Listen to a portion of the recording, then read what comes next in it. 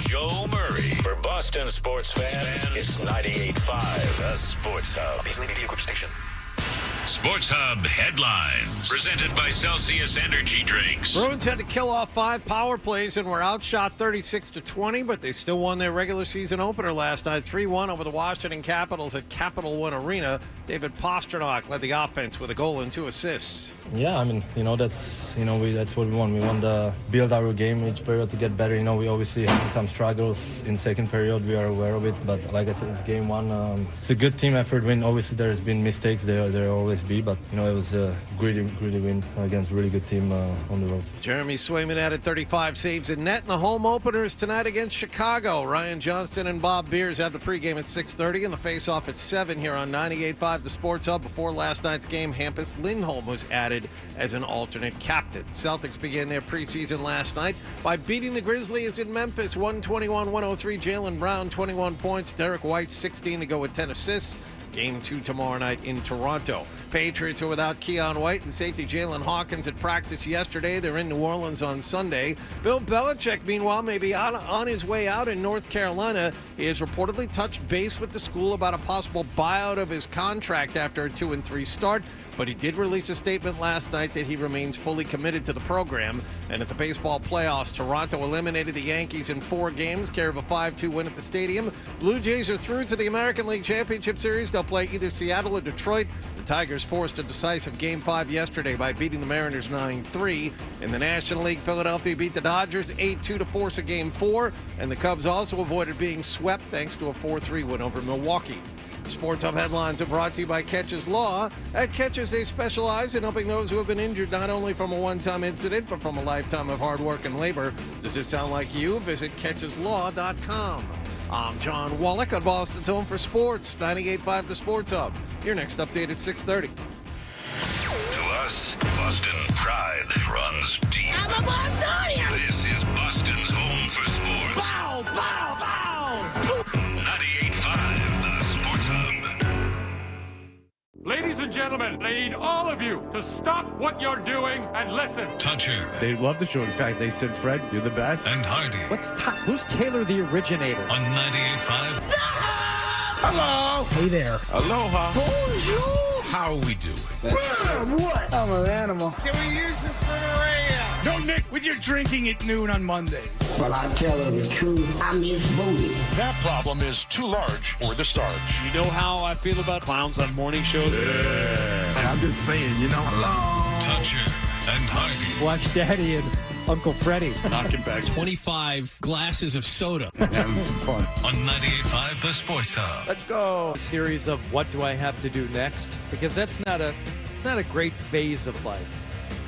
It's getting to be, I'm afraid when it's not that, honestly, because when the kids move out, I don't know what the hell I'm going to do. Like, they dominate so much of my life that I don't really, even with my son driving now, and I don't have to, drive him as much, that's all going to change in the winter and spring. Or maybe not the winter, because he's not playing basketball. So that will all change again in the spring. But, he's running out of time. And then when, in terms of being around, and then so, when he's gone, then I got my daughter, but she's going to be she's a freshman, so who knows how long she stays wanting to hang out. And then, so I got to start, I know I have a little bit of room here to, get something going otherwise, build a community of people, so I'll have things to do. Get some guy friends you can kind of hang out with, that kind of thing. Yeah, activities and things like that. Hardy's Big Guy Church. He is there 3 or 4 days a week volunteering. Right. He gets there and helps set up Sunday mornings around 5 a.m. I will, just from my experience, I'll tell you right now, you want to know how much longer your daughter will not mind spending time with you? You have 8 more months, and then it's over. Spoken sophomore from a man year? who knows. Yep. End of freshman year, and then it's done. Yeah, I could see that happening. I would imagine it's the first time she sees a boy or something like that. I would assume that's when I get replaced. Well, I would also say it's as much to do with the age, because Milo's already at the age where he knows everything. My daughter entered that same age, maybe a few months before Milo. Girls mature and become completely cocky and unself-aware earlier than boys, but she knew everything right around 16 years old. And yeah, so I would imagine Zoe will be approaching that point too. And once they know everything, that automatically means you know nothing and they have no use for you because you don't know anything. I see. They know everything. Yeah, Milo has gotten into this thing where I went to the driving range with him. He's a big fan of the driving range. He doesn't want to play golf. He loves the driving range. Mm-hmm. He loves it very much. Well, it's like Ben Hogan said, the answers are in the dirt. That's right. I mean, just to get a feel for those clubs and see what each one of those sons and bitches can do. You got to do some digging. Get down there. Get your hands dirty, so to speak, to figure stuff out. All right, good. Yeah, go. not everything's just a YouTube video. Of, No. You got to put in the time on the range. Sometimes you got to swing the wrenches. You got to get your distance. You got to see what each club does. So he likes this. So I pay for this place. So you might as well use the driving range. So I went with him. I wasn't even supposed to have him yesterday. I went with him to the driving range. Then he comes back to my house, and the dog, when he's around or two people are around, and maybe someone knows what to do, gets all like hyper. He'll sit down for a while, but then he'll like slowly go up to whoever else is there and start licking them. And it's gross, and I can't stand it. But my son knows it bothers me, so he goads the dog into licking him, and then I'll go, stop licking him, and Milo will go, yeah. And then the dog starts flipping out. And Daddy, licking me. And then the dog starts flipping out, and then now we got like a problem. Now we got like a chaos, and my son's trying to bother me, the dog's trying to bother me, like they're actively trying to bother me. Yeah. Mm-hmm. I don't know what the hell the dog's deal is. He left, and the dog just passed out next to me. Like it was just like, finally. like finally I get to rest. That dude is crazy. No, but even if my daughter's there, and Lord help me if I have a friend over, that is a whole situation. I got to give him a knee bone. One of them knee bones they sell at the store. And that's the only thing that will distract him from a visitor, a friend, is a knee bone. Some people are probably nodding their head saying, I've seen that knee bone before. But so, like, I don't know what it is with the dog. He's fine with me. He's fine with my daughter. He's fine with Milo. But if you put a couple of us in a room, he's like, can't sit down. It's like, I know it's anxiety or protection. It's something, but I don't know why. I don't know what it is. He needs exercise. I take that son of a bitch out. I let him run. Run. He runs around for an hour. That's all I can do. That's all I can do. It's how I spend the middle of my day. I do it every day. I take him and let him run for an hour. I walk him a mile and let him run.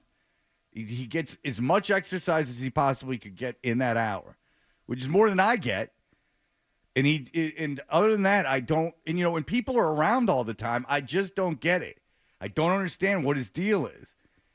He'll go to place. He'll like sit down. Like he'll do everything I ask him to do. But then as soon as it's over, he gets up on the couch. And then he'll pull on Zoe's like shirt sleeves and like pull on her. Like, I don't know what the hell is going on. I Google it. There's every which way but loose is the information. There's no good information on Google about it. Either he's nervous or he's alpha or he's da-da-da-da-da-da-da. Who knows? No, he's just so hyper. But that's the thing that I do, is that I don't think, and I just get things, and I adopt to them. And that's what I've done with this dog. I put no thought into it. I knew I could handle a dog because I've always had a dog. But this particular dog, people are like, I always think it's interesting. People are like, I want this breed, and they'll wait like 6 months and, pay all this money and get it shipped from some foreign country and, and then it will stay with the surrogate for like 2 months and get made right.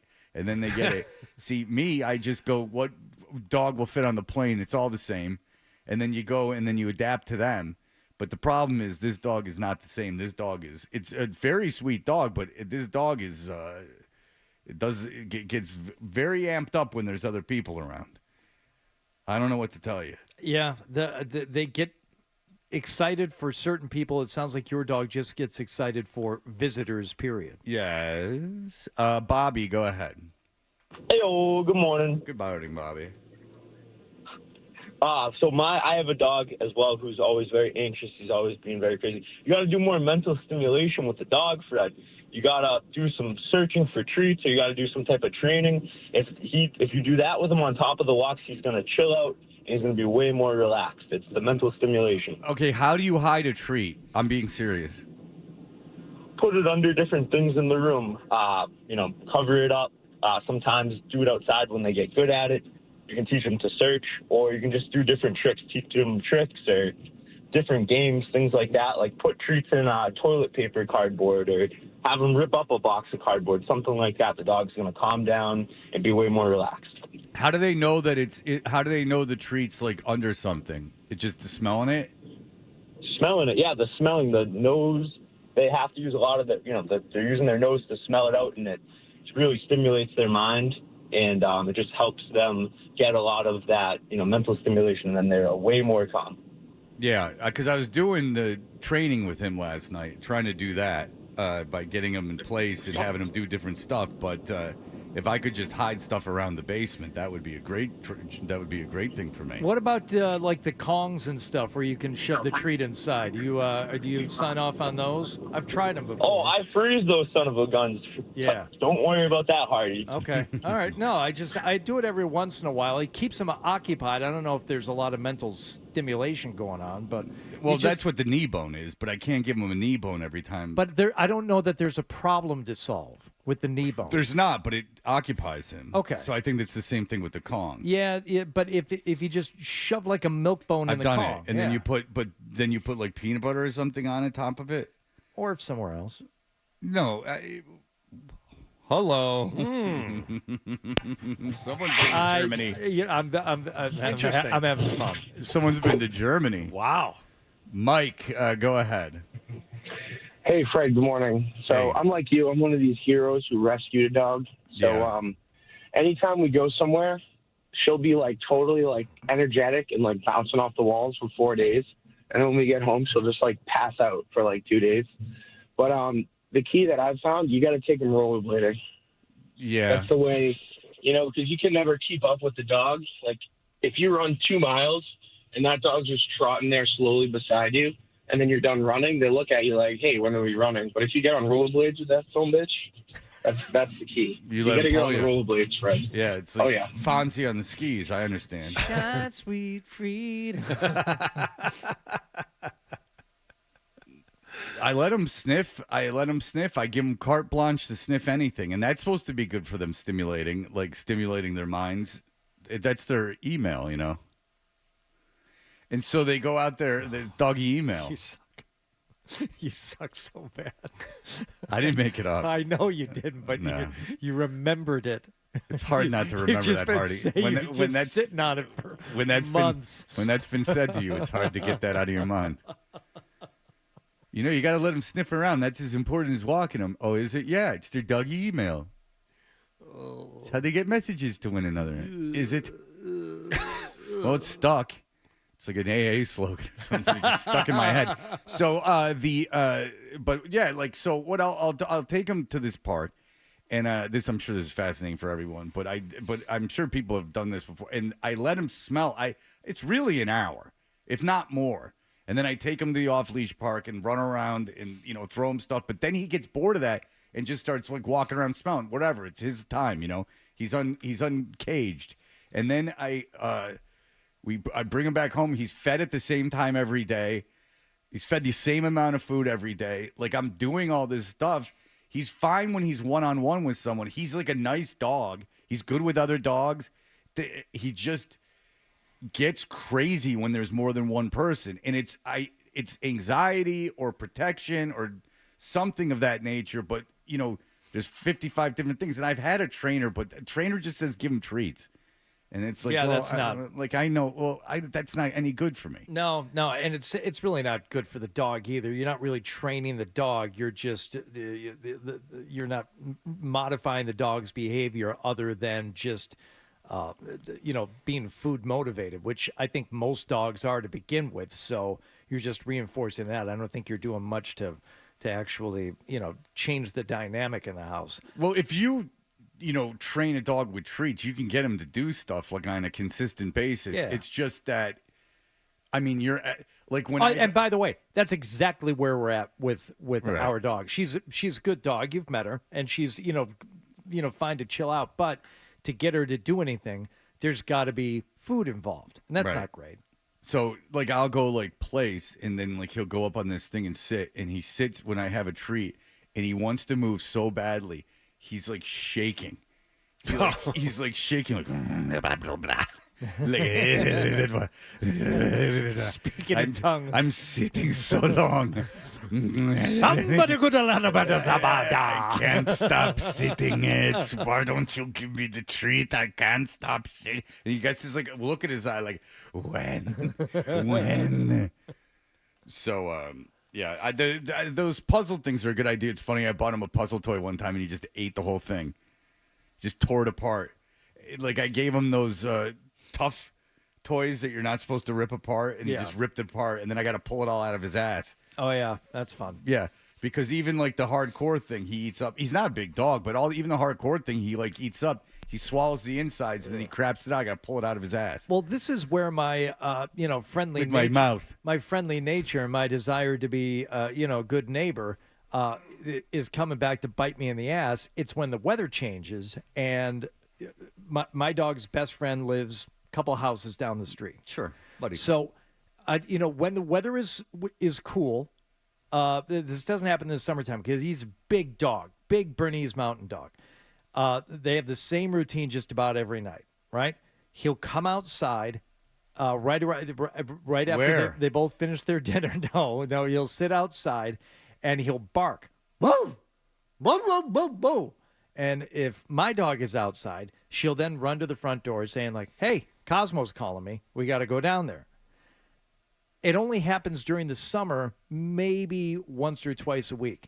Now that the weather is changing, it's every night, and she expects to go down there. So last night, it's just right around 5 o'clock, and I'm getting ready to get some work done, before dinner, and then I'm going to watch the Bruins, and Cosmo's calling us, and I got to go down there. I had just been down there last night, and it's not, like a 5-minute go down, hey, how you doing? It's, this whole thing. And then the neighborhood kids come around. They want to pet both the dogs because their parents won't let them have a dog. They say, no, you've got 2 dogs in the neighborhood that you can play with whenever you want. You got Scout and Cosmo. Mm-hmm. And we're like, yes, of course, come to the yard, play with the dogs. It's great.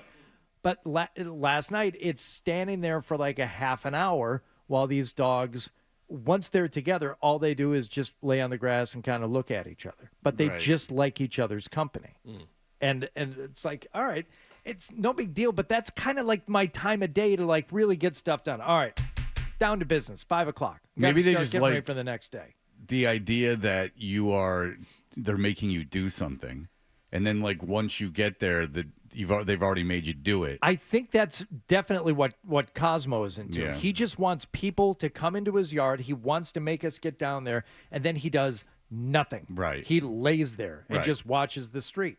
Yeah, because he's gotten what he is. Yeah. Yeah. All right.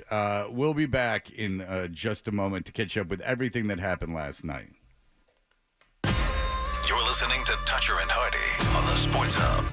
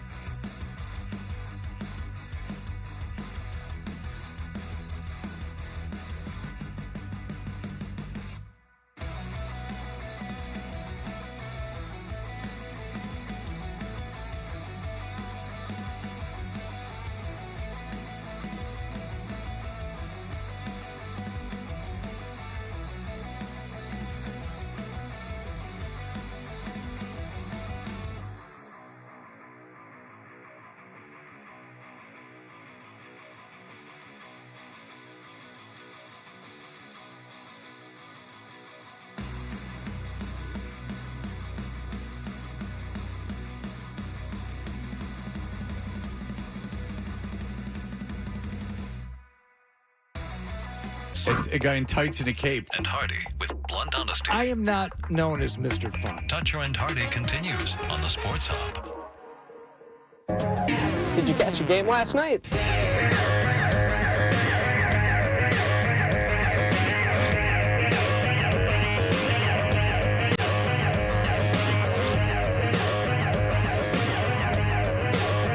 We are Dutcher and Hardy. What happened last night is brought to you by Leonard Hair Transplant Associates, where your hair doesn't have to be a game of what happened. So change your lettuce and change your life with Dr. Matthew Lopresti at 1-800-GET-HAIR. All right.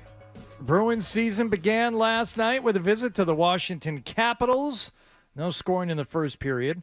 Finally, the Bruins captain, one of the captains, alternate, three of them, alternate captain. There's three of them now. Yes, yeah. Hampus Lindholm was added as an alternate captain yesterday. So yes, three of them. All right. So one of those guys first to score. Pasternak's got it back along his near side circle.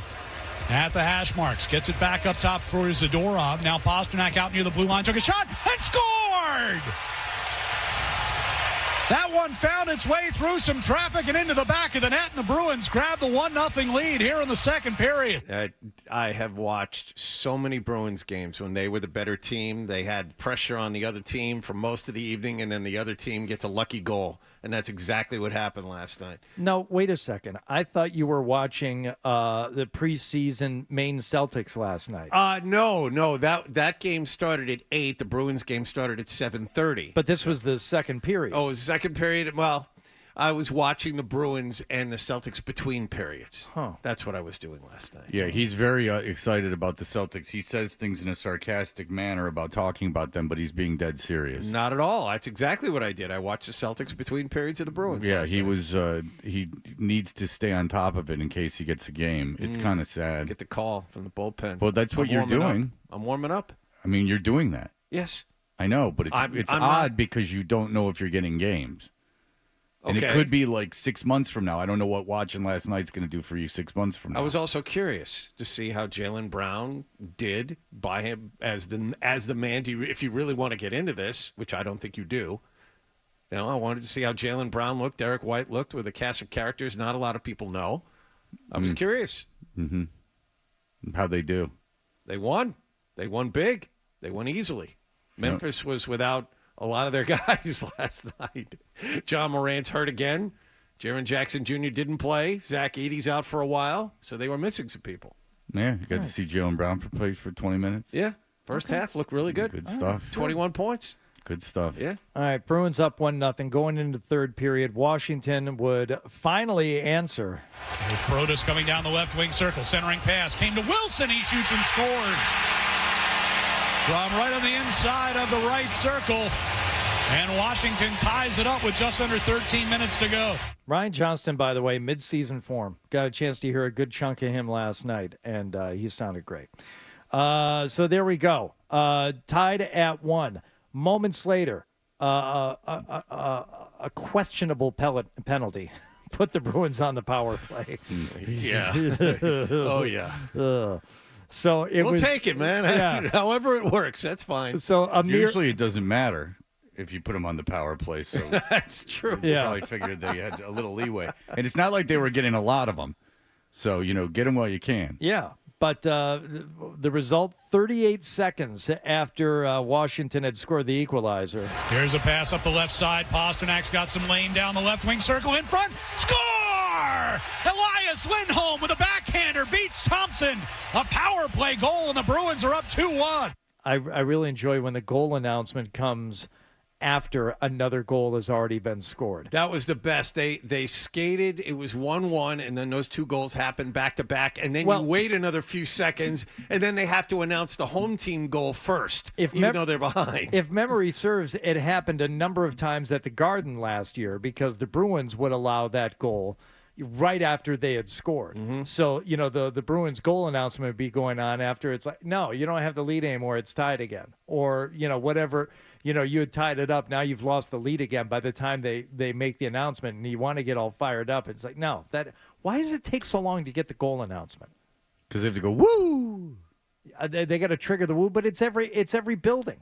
Woo! They got to wait and make sure that Maybe the assists have been properly handed out. Really, the right guy gets the right assist. Sure. Yeah, probably they have to double check it with stats, like or the league or something. Yeah, I would imagine that's what it is, but I have no idea. Nor do I'm not particularly concerned about it. But I would, if I had to guess, and someone out there knows and is saying you idiot, or they're saying you're right.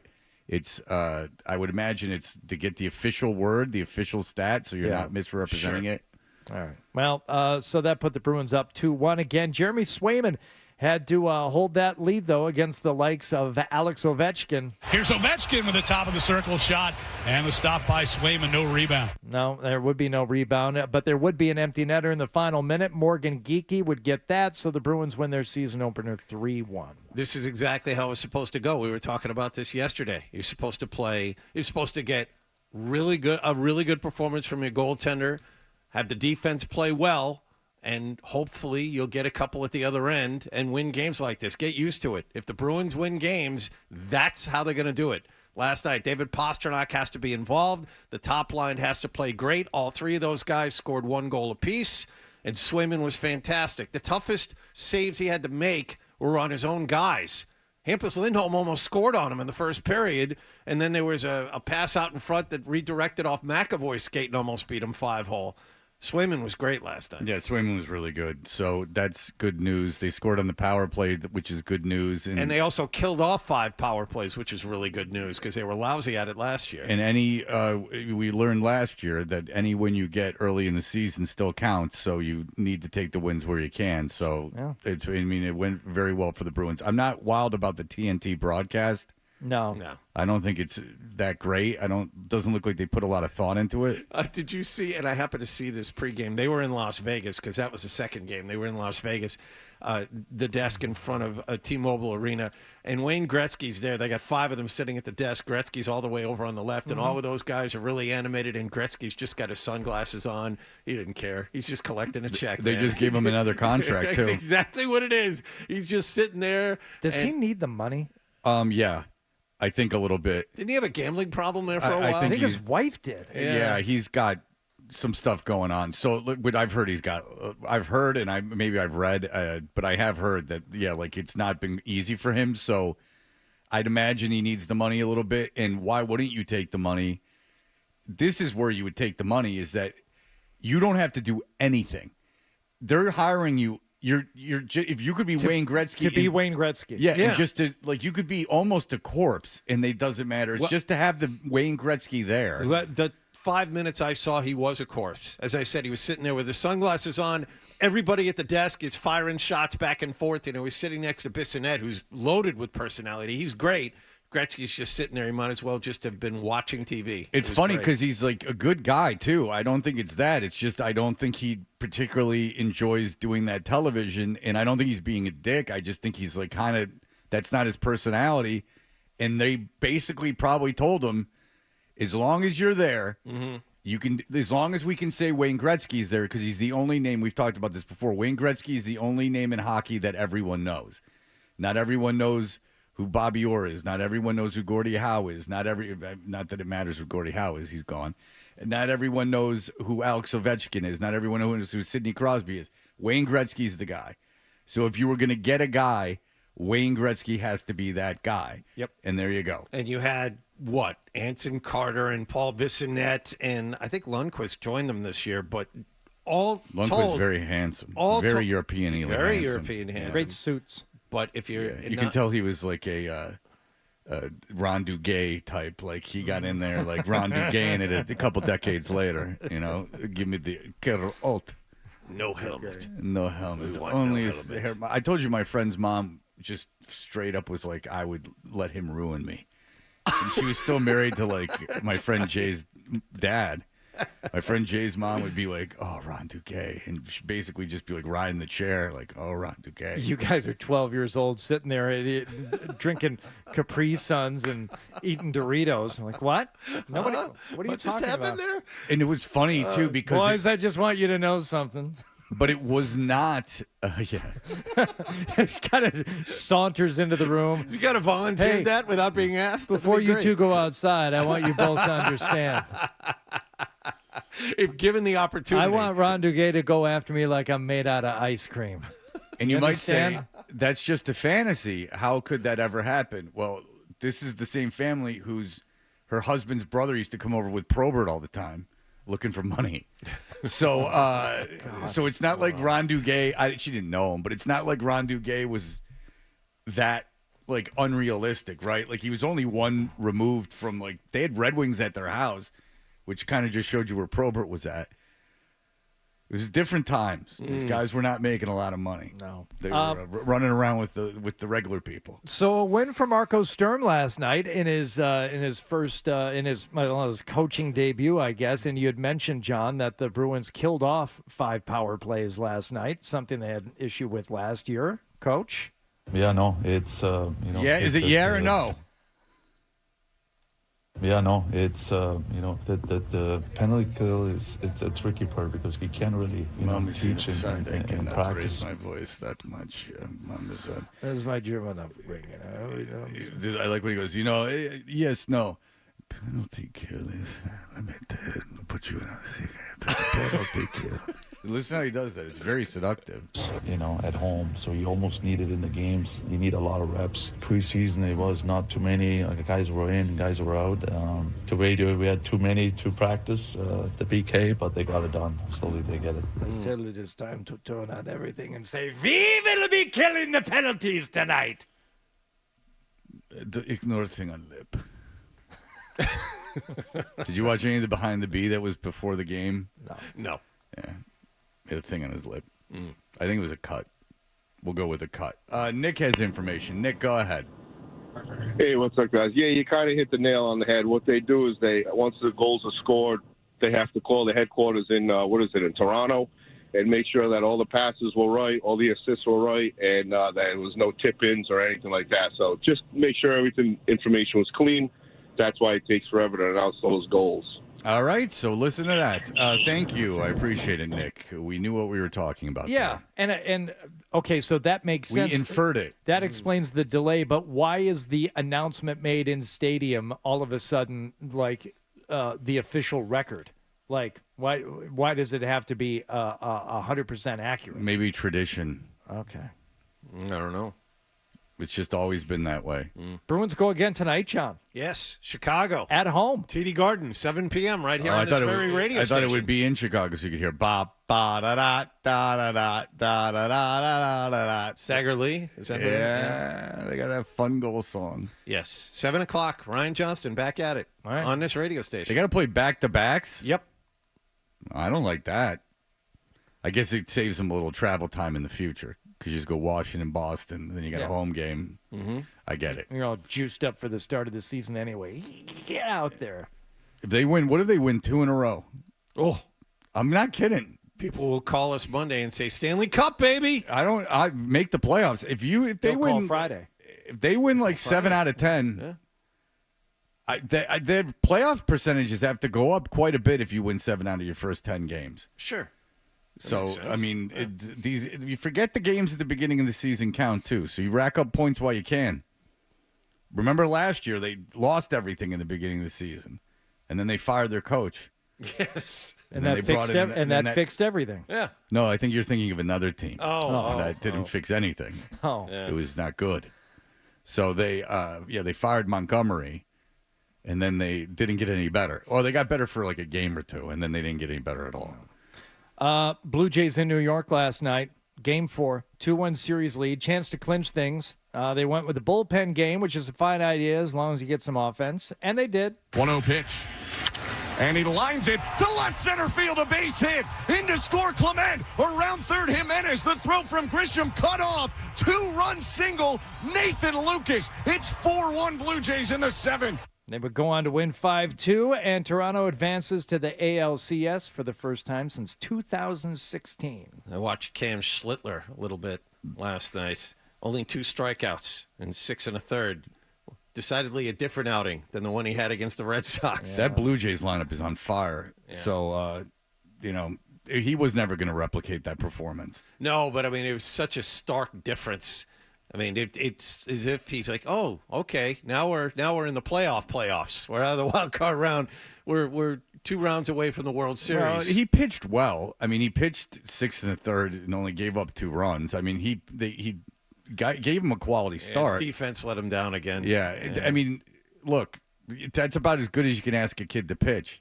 Yeah, there was right before that 2-run single, Jazz Chisholm booted a grounder. Would have been a double play to end the inning, I believe. I think that's the same inning. Yeah, Jazz Chisholm is a lot of giveth and taketh away. Yeah.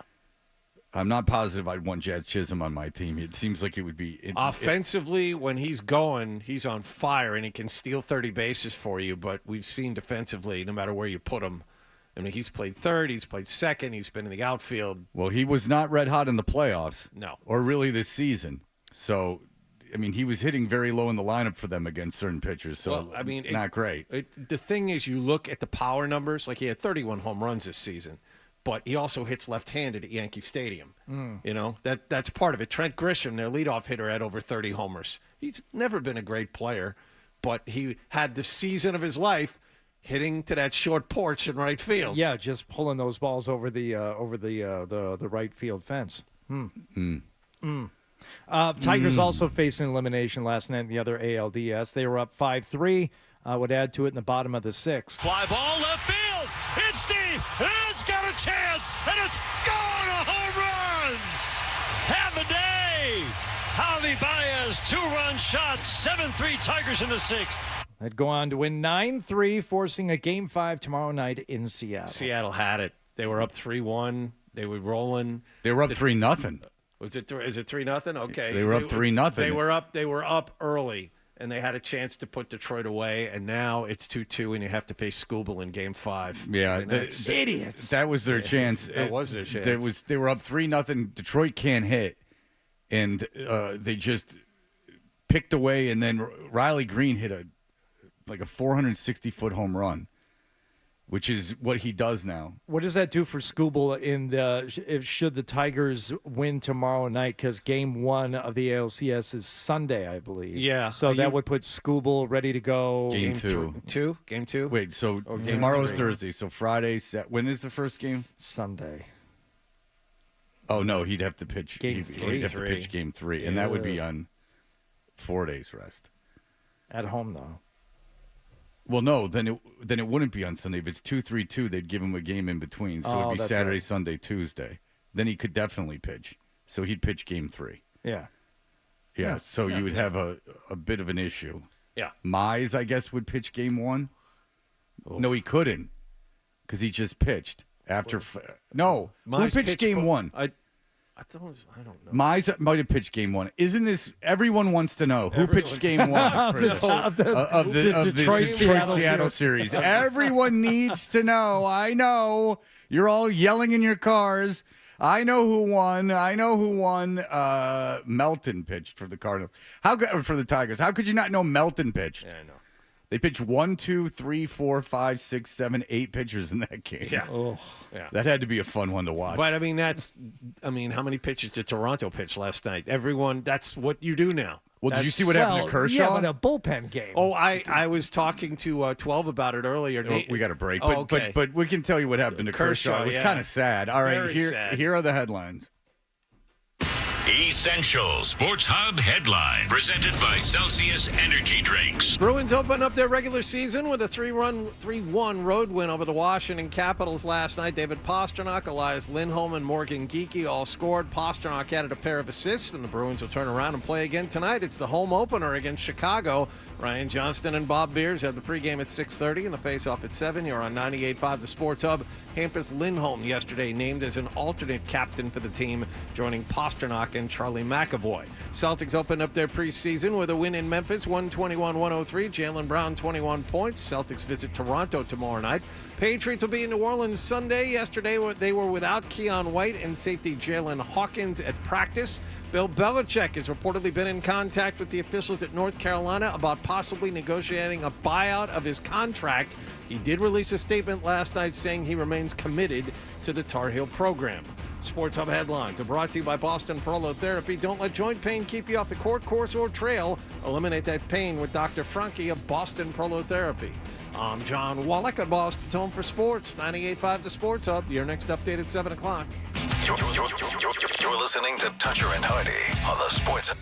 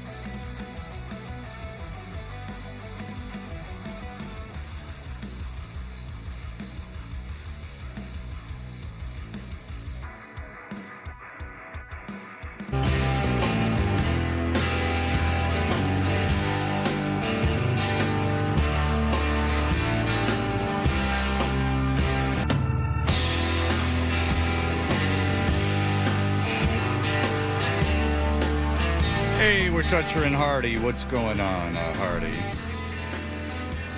Mike Vrabel speaking yesterday as the team gets ready to visit the New Orleans Saints on Sunday. Now, all I know about the Saints is that they're not good.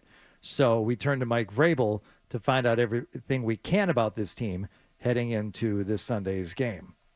We don't really know this opponent, I would say. This is new for a lot of players here. Oh, okay. They don't know either. No. That's a shame.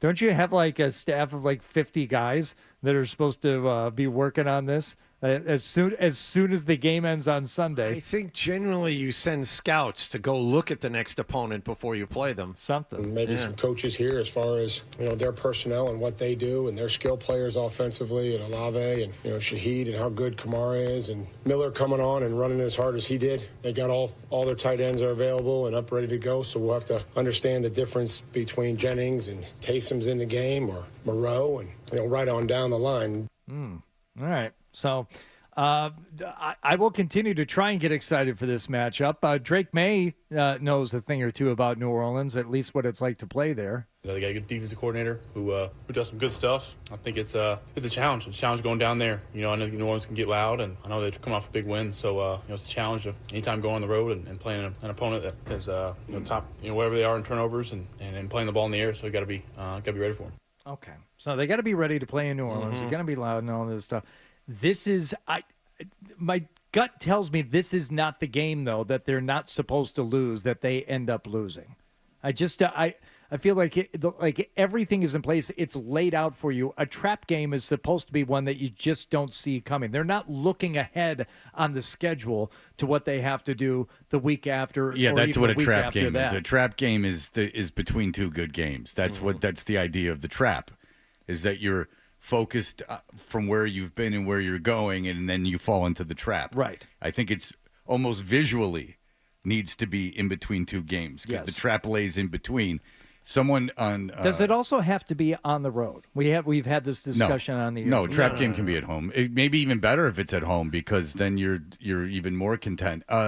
Someone put a strength of schedule dynamic up. You're going to talk about that? Go ahead. I was. The Patriots have far and away the easiest strength of schedule in the league. I mean, the winning percentage of the teams that are left is somewhere around 300 for the rest of the season. And you look at the schedule, you guys are just talking about. Is that what the number was in that chart? Yeah. Okay, so it was 305, I yes, think was the 305, 305, and it's I think second worst is 400. Yeah, it's not even close. Not even close. The Patriots have far and away the easiest schedule. And more to that point, take a look at the rest of the Patriots schedule. Where's the trap game? What trap game do they have? I mean, we were talking about, they might lose at Tampa Bay. That's a game they'll definitely be an underdog. I assume they're going to lose in Tampa Bay. But I mean, there's no trap game there. No, I mean, there's not. because then they play the Jets right after that. So right. I mean, it just that's how easy the schedule is. I suppose if you were to rattle off, say, 3 straight wins here, which would actually be 5, but if you beat New Orleans, you beat Tennessee, and you beat Cleveland. Looking ahead, to the Buccaneers. It would be Atlanta. The Falcons would be the trap game before you play the Buccaneers. Okay. If you're really searching for That's one, fine. I suppose maybe that would be the case. But you're still not in between two good teams. No. With the Browns and the Buccaneers. With Flacco now on the Bengals, I'm interested in how that's going to turn out. So who knows what that game around Thanksgiving is going to be against the Bengals. It's interesting. I just saw a chart that ranked all the pass protection grades for all the teams. The second worst pass protecting team in the league is Cleveland, where Flacco was. The worst is Cincinnati, where he's going to. Yeah, but he's got 2 absolute studs to throw to. No, he does. If he has enough time to locate them, he's not exactly the most mobile guy. No, he can't move at all, but I'm telling you, he's not bad, and they have a lot of weapons. And so look at what the guy they got out of there did at the end of that game last week. I mean, there's 80-yard passes all over the place. These guys can just separate. Like, if you can get the ball to them, they're gone. One quick note on that pass protecting chart. Anyone going to guess where the Patriots are? 15th. I don't. No, I already know. I think they're 4th or 5th? They're 6th. Yeah. In the 6th or 7th, one of the two. But they were worst in the league in just about every pass protection and run block metric you could name last year. And here we are, 4 or 5 games into the season. They're just outside the top 5. Of metrics. Of metrics, that's true. And they have 2 rookies playing on the left side. It's not bad. No, it's not what we thought we were going to be talking about 5 weeks into the season, about how not that we're talking about the offensive line, but if we were talking about it, It's a good thing we're not. Yeah, we're going to be talking about how Will Campbell, it turns out those short arms don't allow him to be a very good left tackle. I mean, the Bills got to May in that game. May played despite of that. And I know he wasn't moving out of the pocket because he had to, but, I mean, they got their hands on him. I wouldn't say that. And they couldn't run the ball. There's I'm not saying they're dominant. What I'm saying is they're much better than they were last year. That's sure. Yeah, but I mean, I'm not they're saying not. they're a dominant physical offensive line. You're not saying anything. You're telling me what those numbers are, which I get. I'm just saying that the Buffalo game, I wouldn't say that looked like the 4th best offensive line performance in the league. I can't imagine. I don't watch every game. No, the conclusion you draw from that chart, and I'm sure there are a lot of flaws in it, is that this offensive line, despite the inexperience, has performed exceptionally well. And I'm not crapping on it, but they played the Panthers, who didn't have a sack going into that game, so maybe that wrecks the bell curve a little bit. Wet blanket. Can't we just enjoy nice things? You're a wet blanket. Who wet it? No, you're the wet blanket laying on top of something that's otherwise nice. Yeah. And then, so I lay with the blanket on top of me in the cubbyhole of or in the doorway of the convenience shop, so people will step on me, right? Yes. So, and I wear a wet blanket. Yes, because you've been bad. Right. And it's a punishment. So there was a guy on the Lower East Side in the late 70s that used to lay naked under a rug and when the door was open of this bodega, and just lay there, and so people would step on him, and then every now and again someone would figure out it was a guy, and then they would be like, get all mad, and the guy would go like, and run around. There's video of him. Oh. There's a dude who got off on being naked under a rug. What are you going to do about it? Let's get him on the show. Oh, I don't think he's alive. I can't imagine that. That was 50 years ago. All right, we'll be back in just a moment. Toucher and Hardy, 98.5 The Sports Hub.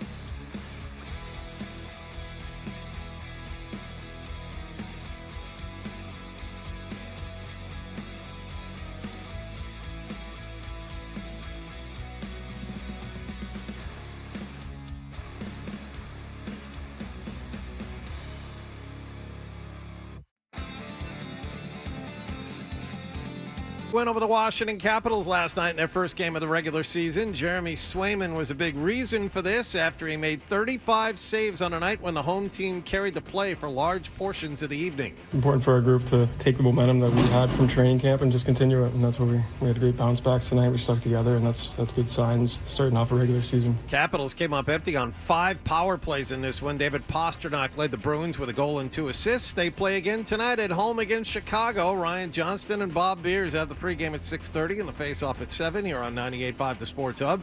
Before last night's game, Hampus Lindholm was named as an alternate captain. In Memphis last night, Jaylen Brown scored 21 points. Celtics beat the Grizzlies 121-103 in their preseason opener. They'll be in Toronto tomorrow night. Patriots will be in New Orleans on Sunday. Yesterday, they were without Keon White and safety Jalen Hawkins at practice. Bill Belichick has reportedly been in contact with officials at North Carolina about possibly negotiating a buyout of his contract. His team is 2-3 on the season. And at the baseball playoffs, Toronto is through to the American League Championship Series. They beat the Yankees in Game 4 last night 5-2. Seattle and Detroit, meanwhile, are headed to a Game 5 after a 9-3 Tigers win.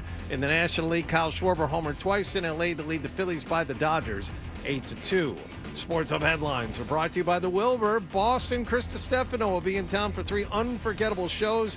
Catch him at the Chevalier Theater this Friday, October 10th, and at the Wilbur Thursday, October 9th, and Saturday, October 11th. For tickets or more information, visit thewilbur.com. I'm John Wallach on Boston's Home for Sports, 98.5 The Sports Hub. Your next update at 7:30. Start your day. Ooh, that's a good one. Work through your day. What's that thing we do at the end of the show? And end your day. I'm not giving you an opinion. I don't know. Right here, 98.5 The Sports Hub. My buddy and me. With friends like these, climb up a tree. you know. We're the best friends you can be, my buddy and me. Now, Me. more of your best morning buddies, Toucher and Hardy on the Sports Hub. Everyone. Does anything ever happen in culture? You guys know what I'm talking about, but does anything ever happen in culture where you're like, I don't get what the problem is? Like, I don't understand from any angle, like, what the problem is. So the NFL has put Bad Bunny, who I just know from Happy Gilmore 2 and one sketch on Saturday Night Live, as their Super Bowl halftime show. I am to understand he is one of the biggest artists in the world. Yeah. So, whatever. I don't ever care about who is the Super Bowl halftime show. It's funny to me that people do. And the only thing that I guess, want out of it is for it to upset people. Because that's the only thing that's entertaining about culture is when it pushes people. You know, I like that. But I would figure that Bad Bunny's just some pop artist that no one cares. Like, you know, he's just fun. And who cares? But he's become this very divisive thing, and a lot of people are very upset about it. And I don't know why, and I really don't care why. And this is all I want to say, is that they asked the very cool Mike Johnson, who seems like a lot of fun. They asked him, they're like, what do you think of Bad Bunny? And he's like, oh, it's all the worst thing that ever. And then he suggested perennial cool guy Lee Greenwood. Yeah, he'd be a better and more appropriate choice for the Super Bowl halftime. Because what a cultured man that the only artist he can possibly think of is Lee Greenwood. Lee Greenwood is 82, who you know from Proud to be an American. And they asked Lee Greenwood if he did it, and he said, look, Bad Bunny's already booked for halftime. Why don't I rock the pregame? But then he said, I got no beef with Bad Bunny. I don't like how divisive this country's been. So Lee Greenwood stands with Bad Bunny. So now take that, Mike Johnson. You got a Bad Bunny, Lee Greenwood. What if Bad Bunny brought up Lee Greenwood? That would be kind of funny. But you understand why Bad Bunny is rubbing people the wrong way. Swear to God, I don't. All right. Well, I don't know, but this is my theory that let's say half the country thought, we got this now. We can speak ill of anyone who doesn't speak English as a first language. We have taken things back. We have gotten ourselves to the point now where we can openly dislike people who don't look exactly like me and sound exactly like me. I've got the full support of important people in government to feel this way. And wait a second, the biggest game, the biggest day of the year for a lot of us on the sporting calendar is now going to showcase somebody that I thought it was okay to hate it's okay not to like this guy, and all of a sudden he's being propped up as some kind of a symbol of America on America's biggest day in popular culture. That's not what we've been working toward for the last few years. This goes against all the work that we've accomplished here, where it's okay to go out there and just talk a bunch of crap about anybody who's not born here and looks like me and sounds like me. Now, this isn't what we're supposed to be now. We had turned the tables on all these woke people, and now I got to sit through this for the halftime. That's not what we signed up for. Or you could just turn the TV off. Okay, or so go in the other room. So but, here's what I would compare that to. So you're saying people don't like that he sings. You're saying people don't like that he sings in Spanish. Correct. Okay. So here's what I would say. It's parallel thinking. Is that when Jimmy Kimmel was removed by ABC, people in media, even though they knew it wasn't true, said, "Oh yeah, ABC doesn't have. They don't have to keep Kimmel on. They can fire him because of advertiser backlash." Which is absolutely true. And that's true 99.9% of the time. During the whole woke movement, people were getting fired not because of the government. The difference with the Jimmy Kimmel thing is the FCC chair, the day before ABC suspended him, said that he wanted him taken off the air. That's the head of the Government Communications Commission, said he wanted him off the air and they could do it the easy way or the hard way. And then it turns out Disney has this merger that needs approval by the FCC. So they basically were blackmailing ABC, and they just to get a late night host off because he talked poorly about the president. So you have that. Now you have the Super Bowl. My theory would be that if this was a military parade or Trump's festival that he had, like with the tanks and everything, then you would go like, what the hell? Bad Bunny's playing This Is My Country. The Super Bowl is not your country. The Super Bowl is owned by a private business. Now if the Super Bowl fired a player for doing something, then if the NFL fired a player for doing something, they can do that. The government's not involved. The government should not control the NFL. What you want as a person really should have no effect on it. But that's exactly what these same people want. And they do think of the NFL as being theirs, and they hear owners say things to that regard. We're just stewards of this team. It's really, it's almost like a public trust. It's not. It's a private business, but fans and the population in general, they think of the NFL as being their American thing. But you see, the thing is, it's not. Of course it's not. But it's not. So, if you're a politician, you know it's not. That hasn't stopped any number of politicians from trying to impose the will of what they feel politically is right. Whether it's those lines for a long time. Kneeling during the anthem. I mean, the president in his first term was trying to cancel the NFL. Well, there was a lot of canceling. It got too far on the left, and it did, and it opened the door for a lot of this stuff. So careful. They went both ways. If all the other stuff hadn't happened, a lot of this might not have been possible.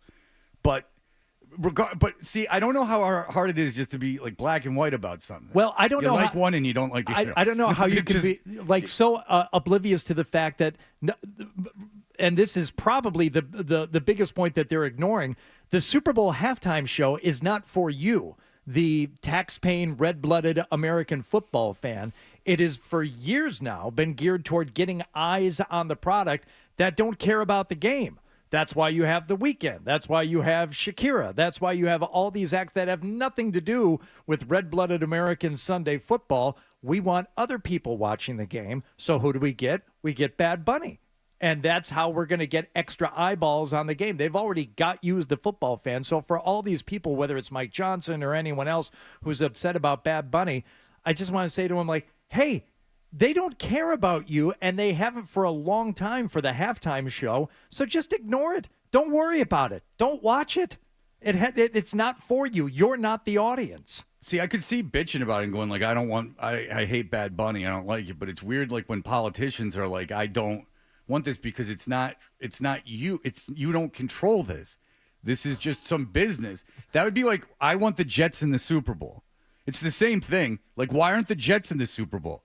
Well, because they're not. Well, I want him to be. Well, no. I just, it's infantile. Like, it just, fine, they're doing something you don't like. You can make fun of it and complain about it, but, I mean, acting like that it's like that it needs, the government needs to step in is a little ridiculous. I mean, just, you cannot like things and shut up about it. Not shut up about it, but not get the government. Don't tattletale on people. Go ahead, Sean. I just think that, Hardy, I've been a fan of yours for a very long time, and I think that you're out of your mind to go and start this segment by putting words and feelings into half the country's mouths and minds. Okay. Well, I mean, to think that you think that half the country now thinks you think that everybody is racist. Everybody that voted for Trump is racist. That's what you think? No, that's what you just said. Well, you just said that half the country has the pass now to hate anybody that doesn't look like them or doesn't speak English. That's right. what you said. Okay, so that's unfair. And Fred That's and I were patently false. Okay, well, Fred and I were talking about this the other day too, and I think there is a small segment of people who either support Trump or support that side, and it's a small segment. What did we figure, Fred? It was like maybe said half. Okay, well, you just said half. All right, I'm correcting myself right now.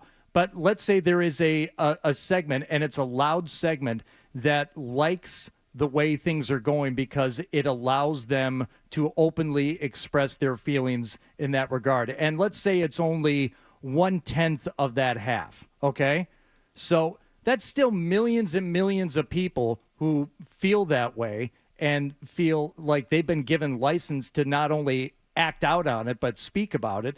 And I think those are the people that are probably being loudest when it comes to this Bad Bunny thing, because it's ridiculous. Anybody with any sense in their head, anyone who voted for Trump just because they thought it was good for the economy or it was a much better choice than what they were put up against, any rational person, I don't think, cares about the Super Bowl halftime show. But there is a faction within that group that feels, yeah, this is not only good for the economy and good because it's a better choice, but it allows me to, kind of feel this way, and they feel validated by that. You understand what I'm saying? I don't disagree with that sentiment whatsoever. And those people pretty much are just, if you're outside of Twitter, you don't even know about the Bad Bunny stuff, really. My wife doesn't use social media. She doesn't know about the Bad Bunny stuff, and she's into, so I just think I agree with what your overall point. But when you come out and start saying that half the country feels that they can be racist against people that don't look like them, that's just not okay. Unfair to say half. And the only reason I know about it. And you're right to call me on that. And the only reason I know about it is because TMZ had the thing with Mike Johnson. That's the only reason I know about the controversy. And Eric Dickerson doesn't like it either. Yeah. Why do you then, Sean, you tell me. You guys. I know, huge fans. That's you fine. Guys. I've been listening to you since back on WBCN. Well, it sounds like you and Hardy like each other. You tell me why. Do you know why people are so upset about Bad Bunny? Because he won't do shows in America because of what ICE is doing. So any people that are, again, Hardy's sentiment is correct. I don't disagree with that. Oh, but so I don't think it's because that's what upset me. So he won't play. I didn't know that. So he won't play shows in the country because of the ICE and the ICE arrest. He said, "I won't be in that country because bleeping ICE might be outside the show." Okay, and that's why they said ICE. You can tell how little I pay attention to this stuff. So then, and that's why the lady at ICE said that there's going to be a ton of ICE at the Super Bowl. Okay, correct. All right, fair enough. Okay, yeah, it's still a private organization, and it's still very infantile to think that. Because no matter what he said, he shouldn't be able to do that. It's the same thing as if Springsteen said something that offended, I don't know, some group, and then that group was picketing the Super Bowl.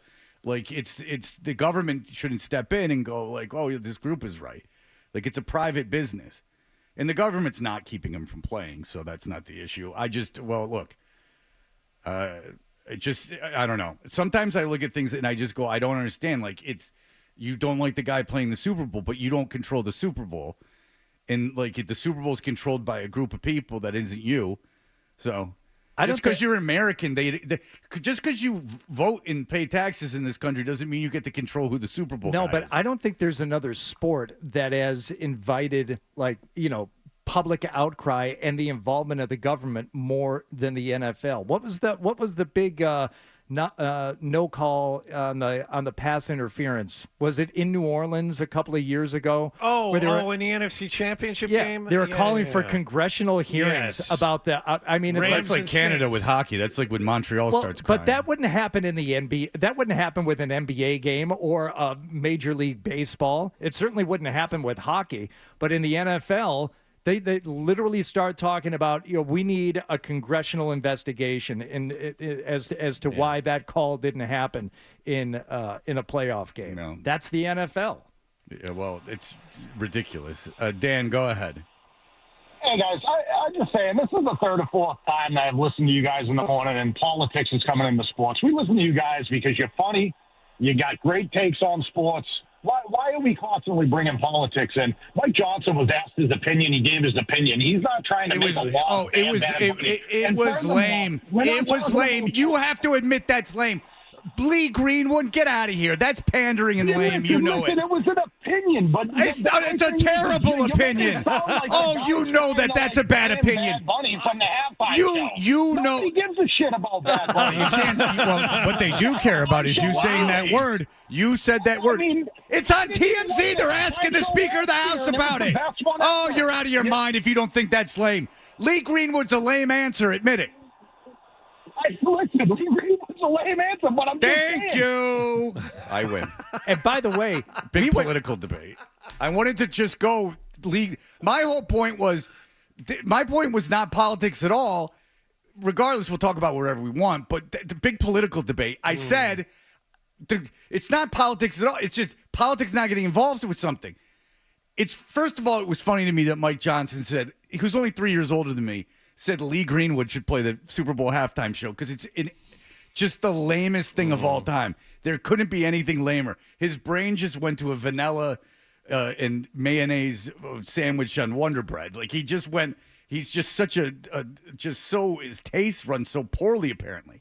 But my point was come up with anyone. Kid Rock. Kid Rock, then I would be like, but Kid Lee Rock Greenwood would be a hell of a halftime show.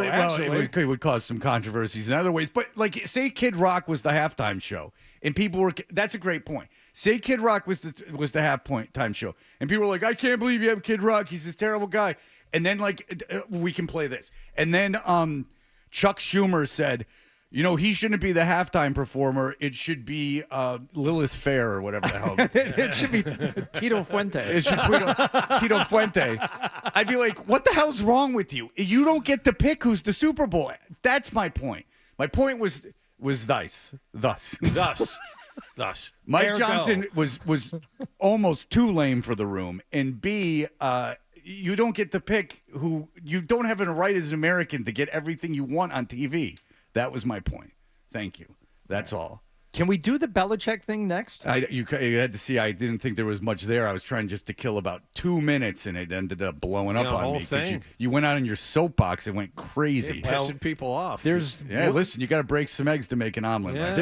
There's way more on the Belichick, and Fred, you take a powder, right? Take a shower. This, to me, is as interesting as anything that's happened with Belichick over the last few weeks anyway. The report yesterday and then the statement from both Belichick and UNC that came out late last night. AD Bubba's in hot water. Yeah, so let's do that next. All right, very good. We'll be right back. Stay tuned for more.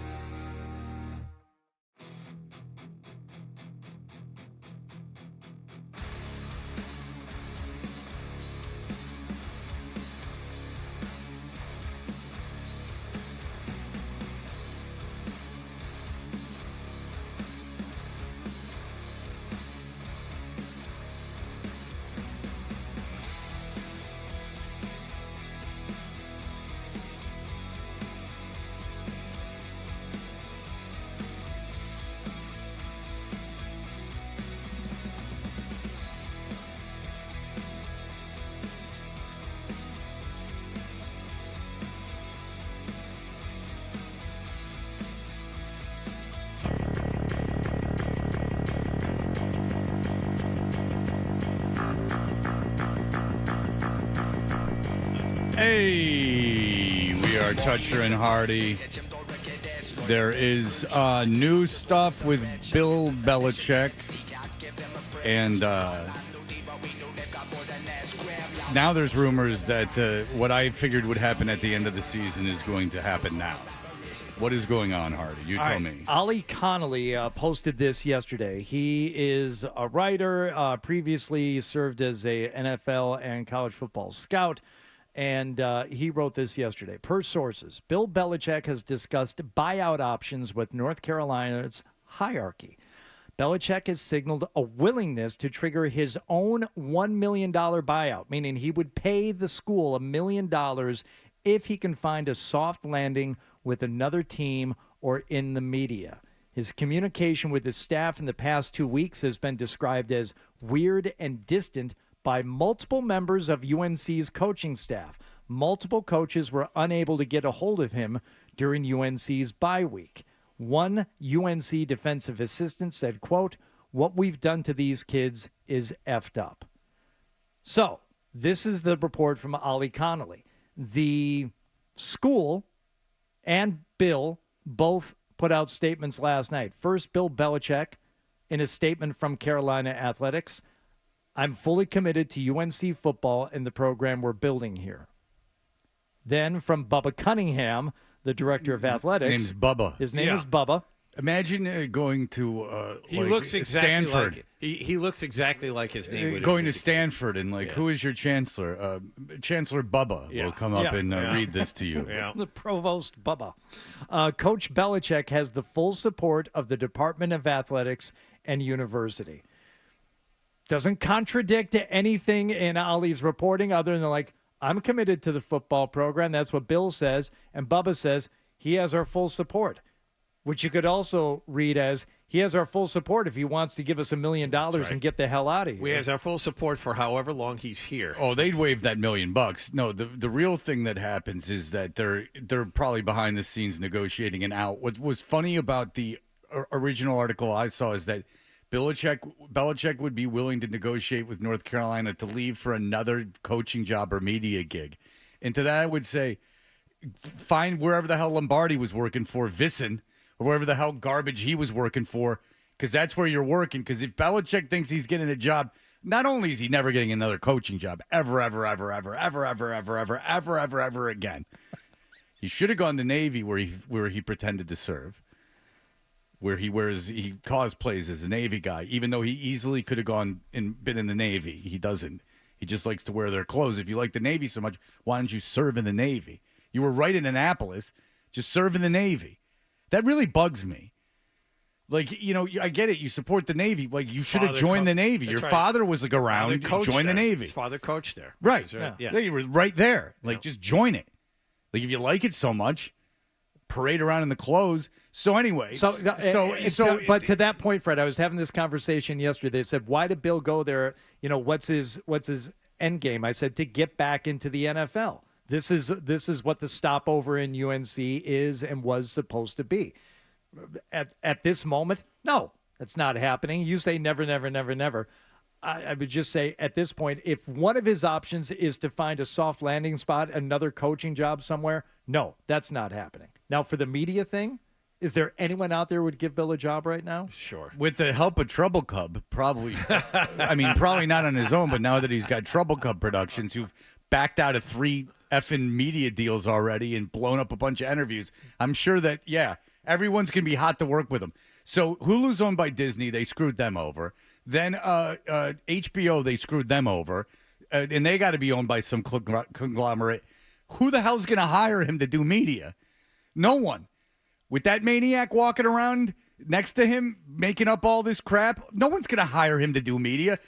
Put yourself in the shoes of a network executive that was doing a football show. Now, if you were doing a reality show, and it was if Bill got desperate to please Jordan, who still wanted to be famous, and he didn't have a job, you could go all right, we'll be the Belichicks. It will be like the Osbournes for the 2025s. Now, I'd watch that.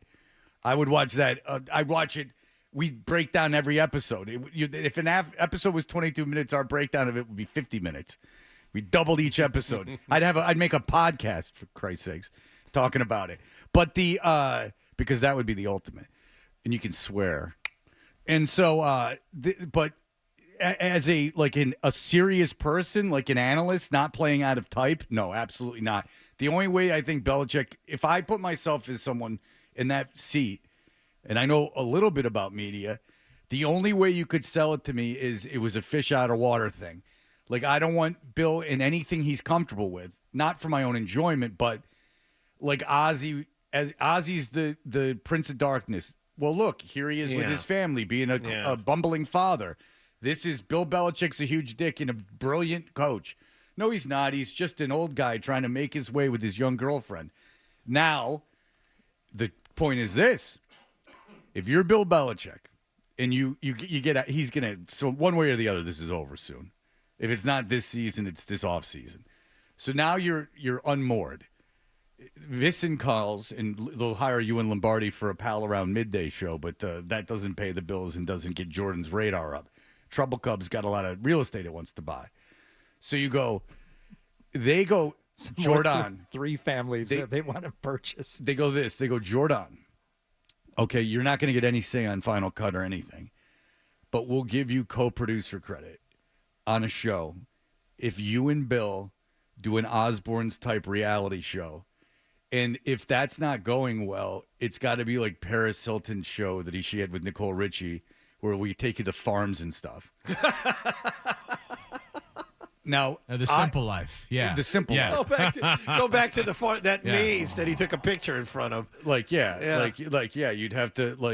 You'd have to be a clown for sick people. Yeah. So you put him in all these situations, right? So I would offer him, with the way inflation and things are being paid, I'd offer them $10 million to do this thing. And we're going to put it all over. We're going to promote the hell out of it. You're going to be a huge star. Do you think Jordan bites on that? That's the first question. In a second. Absolutely. Because you're pushing all your cards. Now, this could work out, too, because it's worked out in the past. If you just put all your cards on the table and go like, I'm whoring for fame, it can pay off. Kardashians. She literally made a sex tape. So for Jordan, yes, she would do it because what she wants is fame. And even though she idolizes Taylor Swift and, tries to do things in that vein, what she doesn't have is any discernible talent. So she is going to have to get famous by being famous. Yes. Mm-hmm. And how do you do that? Reality TV. Reality TV or sex tapes. Yep. So, we all know who Paulie Del Vecchio from Rhode Island is. When he was just a kid in Rhode Island, you didn't, but he's Paulie D from the Jersey Shore. So the question then becomes, because I think we all agree Jordan would do it. Even though none of us know her, I just would assume. I put myself in her shoes. Now you put yourself in Belichick's shoes. You've been simping around, giving her money, ruining your life. This really is a make or break moment. She goes, Bill, look, this is on the table. This is what I want for my career. You got to establish your own career and be your own person. I've been there all along for you. I've taken all these bullets for you. Makes it all about how she's been persecuted. And, you've made your money. You've had your career. You got to let me have my life. And, Bill, I just need you to do this one thing for me. What do you think Bill says?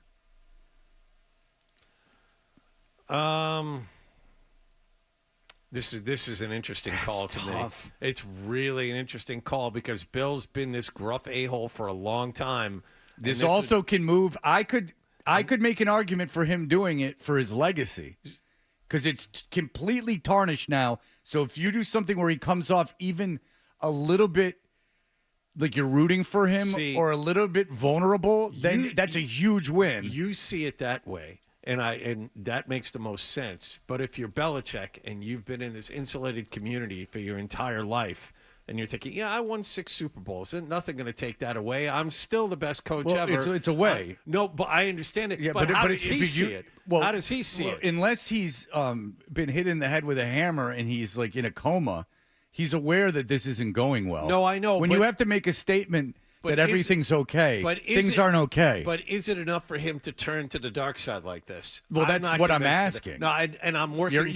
But I'm working through this, right? And I'm helping you. And so I'm asking so. that. But I'm saying that if he's not aware things aren't going well, no, and that he's Mr. History, Mr. Navy. He's not aware that history exists, that you're remembered after you die. Well, you just said it.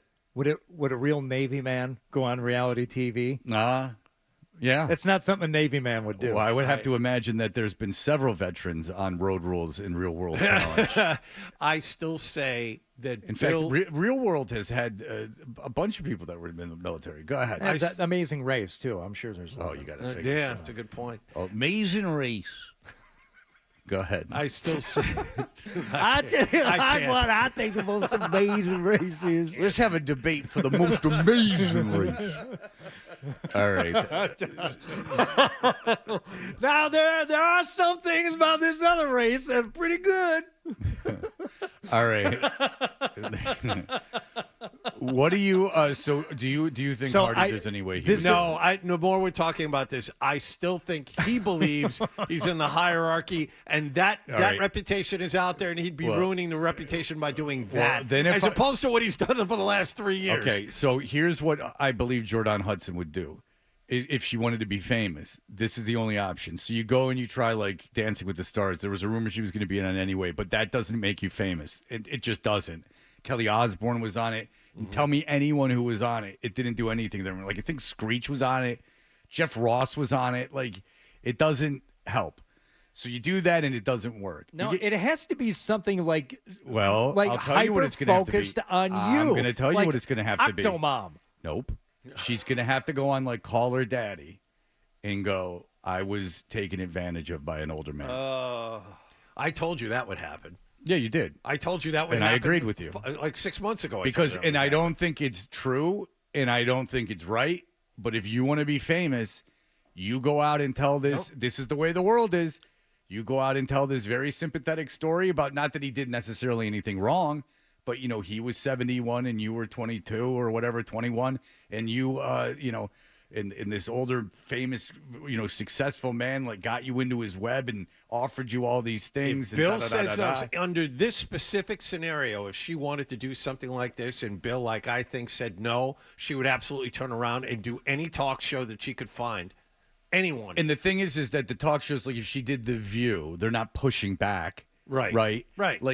So she can go out and kind of, and she doesn't even have to say anything even not true. Do you understand what I'm saying? That he's such a dick and the age difference is so big and she did so many dumb things that just kind of that suggestion that he was controlling, right? Yeah. It doesn't have to be he did anything physical or he was even mean to her. Just this suggestion that he was controlling. Yes, or it somehow took advantage of her youth or naivete. Right. Yeah. And there's no quantifying that. You can't say she's for sure not telling the truth. It's very convenient, but you don't know. And by all indications, it's the other way around. I mean, I don't think of Bill as being some evil mastermind who is, somehow controlling Jordan. If anything, it's hers. They're using his money to buy properties and trying to further her career, whatever that career is supposed to be. I still don't know. How pissed is he that there's a bye week this week? He's got to be pissed that even a loss would take some of this off his plate. It's just a dead week. Yeah, I know. I think they play a week from tomorrow. Yeah, well, they got nothing. Nothing's going on down there. They got nothing to do. Nothing to do with Poke at Belichick. Basketball hasn't started. Nothing's going on. The Carolina Panthers suck. There's nothing. Whatever auto racing's doing is not moving it. So in terms of like his actual exit and how it would happen, again, in Ali's story and some of the analysis of it, they keep talking about recruiting violations have gone on at UNC, which has long been used to get rid of coaches. You can do that with any program. You look hard enough, you're going to find something that happened, and it's just kind of this thing that you use, to get the search warrant. It's not what we're really after you for. It's not what we're going to pop you for. But this is how we're going to get in here, and this is how we're going to start this thing. Would they use this to fire him for cause? That's the thing. That's part of the contract. They owe him the first 3 years of his contract if the school fires him without cause before the end of 2027. This is a report I saw this morning. would they use those recruiting violations if they got desperate enough, saying this happened on your watch, institutional control, we're letting you go for cause. And why now? Why would it be coming to a head now? Is it because of the loss to Clemson? No, everyone thought they were going to lose to Clemson. I don't think anybody thought they were going to win it. It's just they ended up with something that they were not sold on. He was supposed to bring some type of honor and this prestige to the program, and it's been the opposite. Well, and it's also starting to come out that people are starting to come to the conclusion that Lombardi's made this 100 times worse. And I'm not just saying that because I don't like him. And I really thought if I met him, I would get angry. Like, I don't like him that much. But the thing is that Lombardi, as his mouthpiece in all these screw-ups, he just keeps making it worse. First, Jordan made everything worse for Bill by screwing up that interview and blowing his old book tour. Now you got this idiot sending out letters to the boosters, making these problems, handling the portal all wrong. It doesn't take a scientist. And now Lombardi, the parents are saying Lombardi's a dick, which he is. So there you go. So just a disaster all around. We'll be back in just one moment. Here are the headlines. Essentials.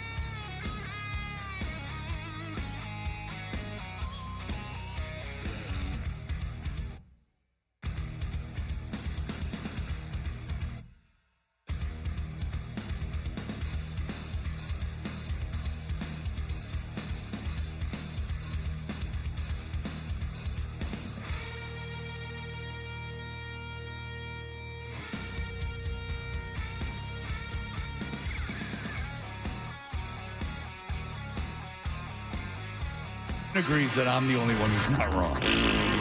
Right or wrong, they're back. Toucher and Hardy on the Sports Hub. We're Toucher and Hardy. Bert Breer sent us a Twitter post that Mike Lombardi put up with an article he did for the Daily.Coach. How great leaders motivate the already great. He put that up today. How great leaders motivate the already great. We can never assume the people we lead don't need motivation. He put that up today. And it's a guide. And you should read it. Because it's just there's the Ryder Cup. Lawrence Taylor was motivated by Bill Parcells. People need motivation. That is the article. He's really, I'm going to just stop. If you want to read it, you can read it. I just described you the article. He says, The Ryder Cup is an event where individual golfers are playing in a team sport. Nothing about what happened at the Ryder Cup. Lawrence Taylor was the GOAT.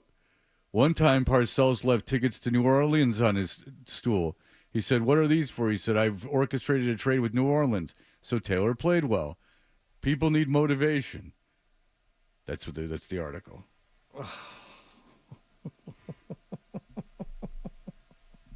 Posted this morning. For example, if former NBA great Michael Jordan were the team captain, this is for the Ryder Cup, the players would have tremendous respect for his accomplishments. They would feed off his competitive drive, and most of all, they wouldn't want to let him down. They wouldn't feel failure, which would motivate high achievement. Players who have spent their careers in an individual sport need to understand how a team operates, and who better to show them than one of the greatest players who made everyone around him better. Then there's case closed. Of course. What an argument he's been made. That's the entire argument. The argument for it. It's good. It's good stuff. It's good. I can't imagine the two of them in a car driving. Lombardi and Bill going across the country. Yeah. The kind of conversations is what this job's all about. There's a reality show. Well, there would be the times where Lombardi was in Bill's lap, so that would take away some of the conversation. But I'm gonna have to go. I'm gonna have to take some time and really read the whole thing. Sometimes the mistakes that you deleted have really powerful messages in them. I want to see the mistake-filled one well, too. His big strategy is to quote people and then or tell a story of the person. And then sandwich a beginning and end, it's the beginning is a statement, then there's the story, then the end is the statement again. Yeah, is he Paul Harvey? Paul Harvey had a twist. It's a 5th grade 5-paragraph essay style. It's worse than the things my kids write, and they're by no means Fitzgerald. I mean they're elementary essays. They're pretty stupid. But, listen, if the Daily.Coach asks you to reaches out and asks you, you can't turn down that gig. That's a big gig. That's up there with Visson. You're on every station in the middle of the night. Wow. That's a lot of fun. So look out for that. Michael Jordan is the Ryder Cup captain. I can already see the controversy. Somebody else pointed out that if you don't think there's any juice behind this UNC story, now that they put out their statement saying, no, we fully support Bill, and Bill's like, I'm fully supported to UNC. The recruiting violations were uncovered by whom? Was this an outside investigation? No, it was a leak. It was internally. It was UNC who went sniffing around trying to find some issues with the football program. Oh. Why would they do that? Why would UNC investigate themselves? To try and start the paper trail. To start the paper trail to get rid of it with no money. Yeah, absolutely. Yep. It's funny, too, because, I guess Belichick and Lombardi have been focusing on finding the leak. And the way people have found this out is people have been going to them and saying, I can't talk as much now because they're looking for the leak. So that shows that's according to the Carolina newspaper, that but they're saying there's obviously 100 people talking. Yeah. So good luck trying to put your finger in it when there's a million holes. So what are you going to do? That's the problem when you're an a-hole to everybody. People tend to get upset about When that. your strategy is to spend your tens of millions of dollars on 70 kids and you're going to treat them differently than the kids that were already there, yeah, there might be some issues with the program. But that was the way that you wanted to do it. All right, we'll be back. And Adam found something very strange. I don't know why he brought it to our attention, but he did. He seems very into it. As John was very into the Celtics game yesterday, and as it is on the TV in front of me, I recognize nobody on the court. Well, just ask questions. I'll help you. Who's number 26? That's Xavier Tillman. Oh, I know Xavier Tillman from Michigan State. Yeah. He always had that shaved head? Yeah. Oh, okay. He started last night for the Celtics. Did he? How'd he look? No, okay, not great. Okay. No. Big kid. Yeah. You know? Yeah. All right, we'll be back in just a moment. You're listening.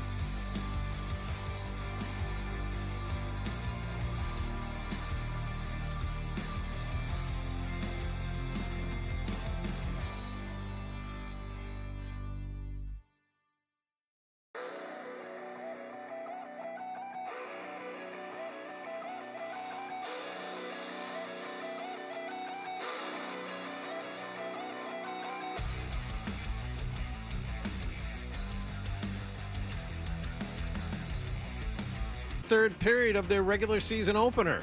Here's a pass up the left side. Pasternak's got some lane down the left wing circle in front. Score! Elias Lindholm with a backhander beats Thompson. A power play goal, and the Bruins are up 2-1. That is Ryan Johnston here on 98.5 The Sports Hub. Elias Lindholm's goal put his team ahead to stay in a 3-1 Bruins win. They'll be right back at it tonight with the home opener against Chicago at TD Garden. Ryan and Bob Beers have the pregame at 6:30 and the face-off at 7 here on 98.5 The Sports Hub. Also yesterday, Hampus Lindholm was named as an alternate captain, joining David Pastrnak and Charlie McAvoy. Celtics opened up their preseason with a 121-103 win in Memphis last night. Jaylen Brown, 21 points. Celtics visit Toronto tomorrow night. Patriots, will be in New Orleans on Sunday. Yesterday, they were missing both Keon White and safety Jalen Hawkins at practice. Bill Belichick has reportedly been in contact with officials at North Carolina about possibly negotiating a buyout of his contract. He released a statement last night saying he remains committed to the program. And at the baseball playoffs, Toronto is through to the American League Championship Series. They beat the Yankees in 4 games last night, 5-2. Seattle and Detroit, meanwhile, headed to a Game 5 after a 9-3 Tigers win yesterday over in the National League. Kyle Schwarber homered twice in LA to lead the Phillies past the Dodgers 8-2. Philly on the board in that best-of-5 series. Sports Hub headlines are brought to you by the new Hearty Happenings, or Hearty Helpings rather, at the 99 restaurant, like the homestyle chicken pot pie or the classic Yankee pot roast. You gotta love the nines. I'm John Wallach on Boston's Home for Sports, 98.5 The Sports Hub. Your next update at 8:30. Get the There's the potential stuff. 98.5 The Sports Hub app. Get the app. And we're back. Toucher and Hardy on the Sports Hub. About it, so it's probably pretty sure you didn't get it. It was 1,500 buckaroonies too. That was going right into the pocket. But Adam yesterday just goes, by the way, look what I found, and it's just I don't understand it, but nonetheless, what did you find, Adam, and why did it make you so excited? It was. I'll just get right to it. Guy Lafleur, the world famous hockey player, a hockey Hall of Famer, cut a record back in the late 1970s, and it is called Lafleur with a with an exclamation point there, and it's like a half a dozen tracks, and they're these just kind of like, again, 1979 disco tracks that have him talking about hockey over them, and he cut it in French, he cut it in English. Hardy, you have a couple of examples on your board there if you would like to share some of 1979's Lafleur. Une fois que tu maîtrises ton lancer, il faut que tu saches quand t'en servir. Il est important de toujours te fixer une cible quand tu pratiques tes lancers. C'est en fermant ou en ouvrant ta palette que tu peux vraiment contrôler tes lancers. All right. This kind of sounds like the French song that plays in European Vacation. Yeah. You know, the French disco song.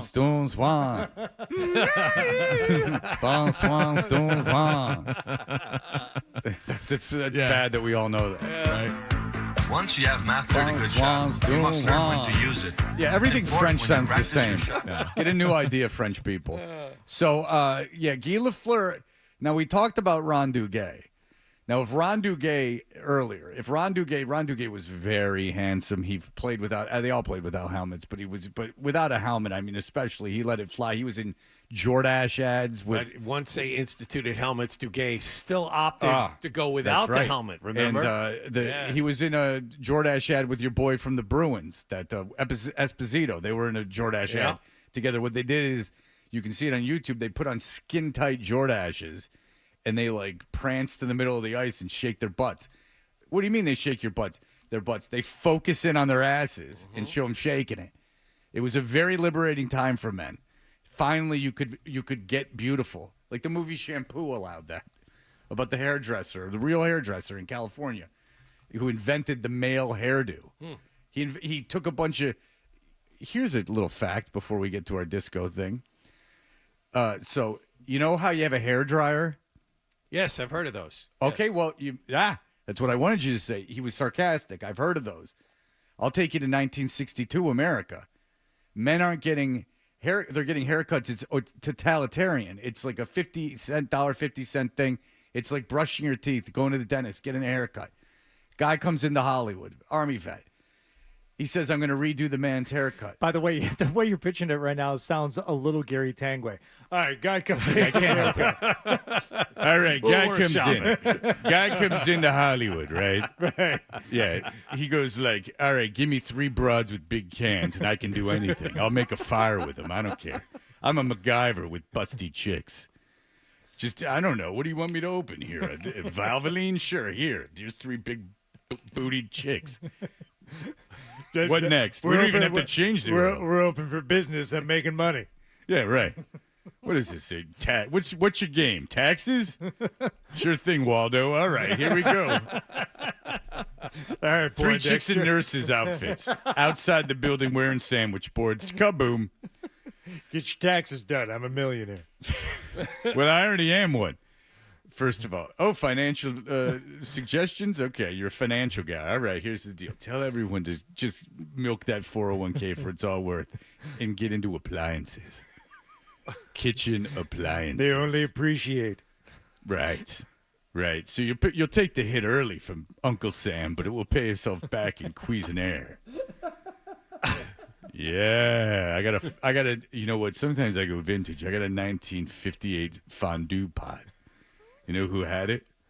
You know whose it was? No, who? Dame Judi Dench. Whoa! Yeah. It was the Gidget lady. Sally Field? Sally Field had it. Yeah. No, her sister on it. Oh. It was those identical cousins. It was Sally Field's sister's fondue pot. It's worth a lot of money. Yeah. And look, I got some I got some Bunsen burners from the set of Dobie Gillis. Right. So this guy comes into Hollywood and he goes, I'm going to start male hair. And they go, you can't cut guys' hair. You can't do a haircut because they won't get into a hair dryer. You got these women, they put the hair dryer over their head. You see it. Mm-hmm. Men won't do it. He goes, well, I was over in the war. All these European people were using cheap handheld hand dryers. You can use that with a guy. He ain't going to feel gay. And so they sent a bunch of them over. All of a sudden, Kirk Douglas don't feel so gay. Steve McQueen don't feel so gay. They felt gay. That's the problem. And now with the handheld, they feel as manly as you want to be. There you go. $1.50 for a barber haircut. How much was he charging? $3? $25 is the Wow. answer. Hello. He died with okay. Sharon Tate. Okay. Manson family killed him. Oh. There you go. How about that? All right. So, Guy Lafleur was putting out disco over his hockey lessons. Is that not right, Adam? That is correct, and I figured in honor of the beginning of the hockey season and the Bruins kicking off their season last night, and then, of course, kicking off with their home opener tonight, we could play a little game that Hardy's going to set up for you. Yes, this is called Did They Disco?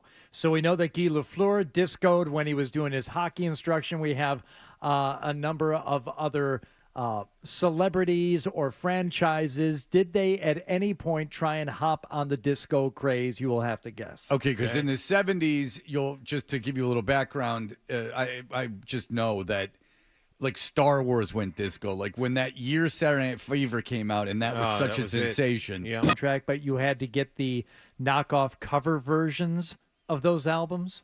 No. We did. Oh. We did not have the Saturday Night Fever soundtrack or the Grease soundtrack. We got the one that came out like a year afterward, once they had allowed other people to cover the songs, because it was only like $3 as opposed to $6 for the original motion picture soundtrack. And that's how you Very stay sad. fed. That was That $3 difference. Did they still say chicks will cream on the Grease one? Yeah, how do they word that one? Well, The you can knockoff say it. version. You can say it. You can say that. I don't. I You don't can't think say you. when you're getting lots and he says the S word, but you can say the chicks will cream. I don't. Can you say what type of wagon it was when they were talking about? No, Grease no, Lightning? No, Yeah. that's off limits. Yeah, I forgot about that, but you can go the chicks will cream. All right, very good. So yes, Star Wars did go disco. Here's another one that you should. Will know. they? Pull up to the stoplight. Why aren't you creaming? That's right. Doesn't work. Damn it. Yeah, I want my money back. Jesus. I got this Cybertruck. It ain't making anyone cream. Also, not all that enticing. When you play that tape to the end, it's like, oh, is that what you want? It's also, I don't think he has any interest in women at all. I mean, he's in a musical comedy. Did you ever wonder why they were doing the saran wrap around the car? No, I didn't worry. Now I do that you mention it, but I never really thought about it that much. I liked it when I was little. I liked that movie. So, at the end where they're dancing around, he takes the big roll of saran wrap. Apparently, that was used if you're in a pinch and didn't have a condom. You could use saran wrap and just wrap that's the. Smart. That seems like that could get stuck in the lady. It's and she'd not have to pleasurable get it removed. for either side. I wouldn't think so. No. All right, here's one that you should know. So you already guessed Star Wars. You just rattled that one off. Did Kiss ever go disco? Yeah. Oh, yeah. Sure they did. I was made for loving you. You are 2 for 2. Here's another one. She's been in the news lately. Apparently not as sick as we thought she was. Dolly Parton. Did Dolly Parton ever go disco? I would have to assume yes. Sure. Why not? Why? Yeah. Absolutely killing it. Was this a song? Well, it had to have been a song. Oh, my God. I didn't have that. Is this like a song she did as a country song made into a disco song? Well,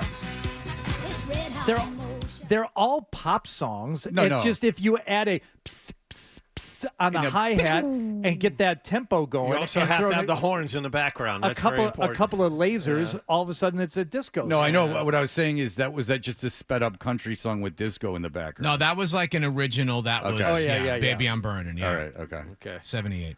Johnny Cash, did he ever go disco?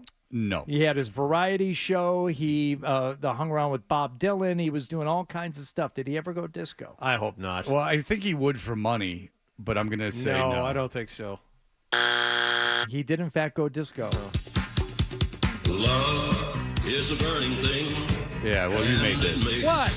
A fiery ring. You did not. This does not sound well produced, like the Dolly Parton thing. You put auto-tune on that thing.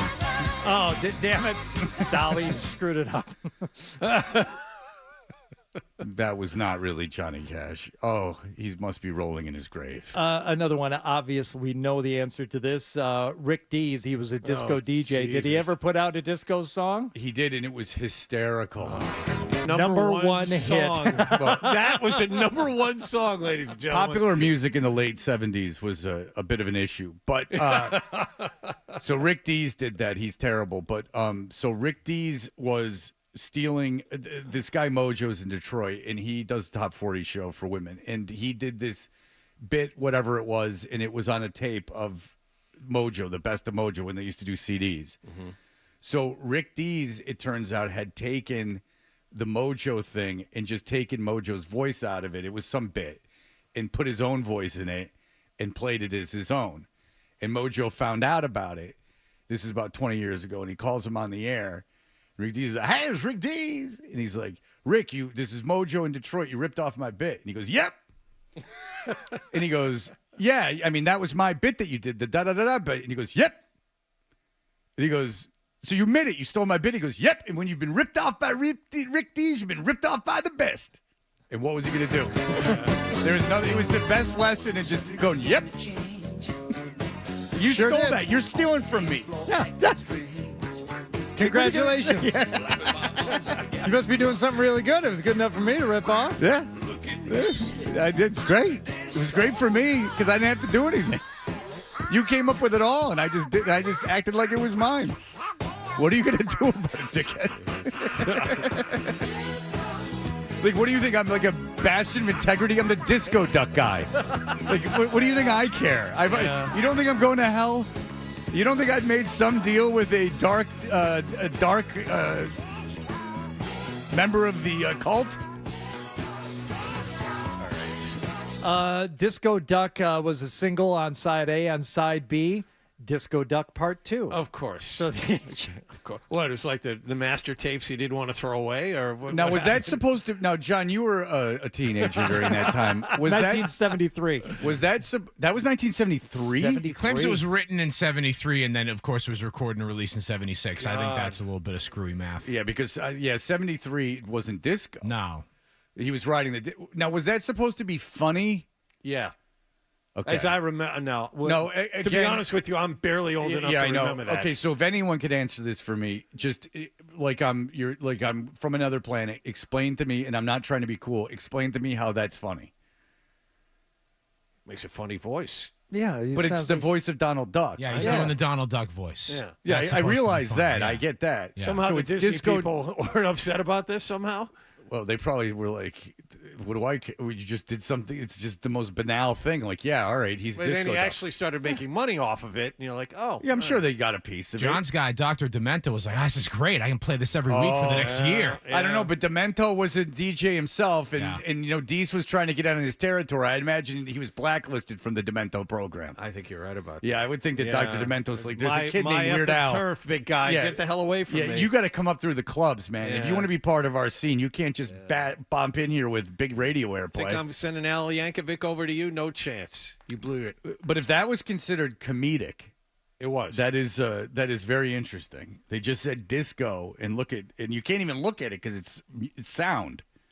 So you're just hearing Donald Duck, and they're saying he's a disco duck. Yeah, he's a disco duck. He was Rick Dees was working at a station in Memphis at the time. They wouldn't let him play it on the air because they said that was no, it's not okay for you to play your own record on your show. Yeah, so look, Donald Duck didn't wear no trousers.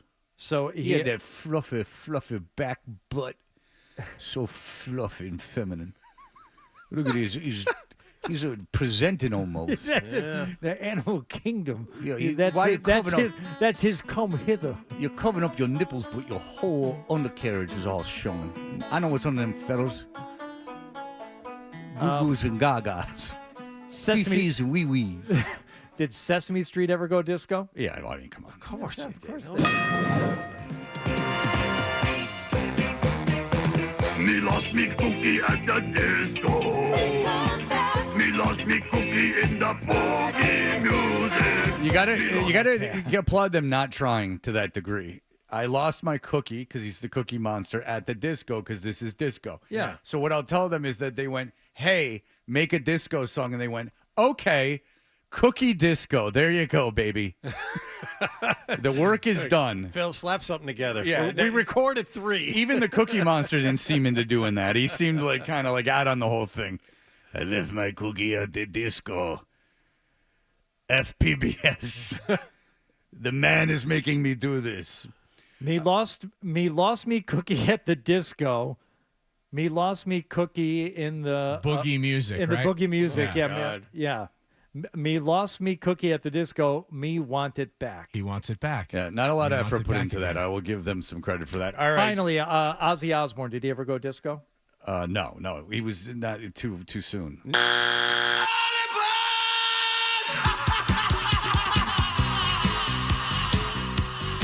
You're wrong, Fred. Crazy, but that's how it goes. Now you made this. Exact same tempo. It's the same thing. This is incredible. It's in the right key, too. Wow.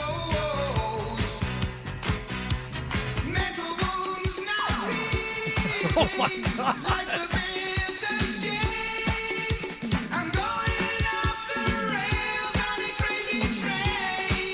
It's not bad. That's really good.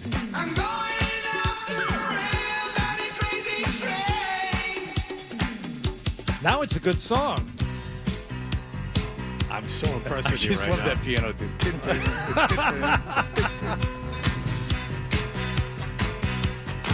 That's good. You guys ran the table. Congratulations. No. We got one. Oh, no. We ran the table. All right, Hardy, thank you. That was actually really good. Jesus. That's a good production. You send that into someone. Yeah, right. Get yourself. Get my on the own next- disco duck. Get your next on the next Thick record. Alan Thicke's kid. He got in some hot water for that hotline stuff. But he's on TV. Don't worry about it. Robin Thicke. Yes. All right. We'll be back in just a moment with our good friend Dave Richard. Toucher and Hardy will be right back on the Sports Hub. All right.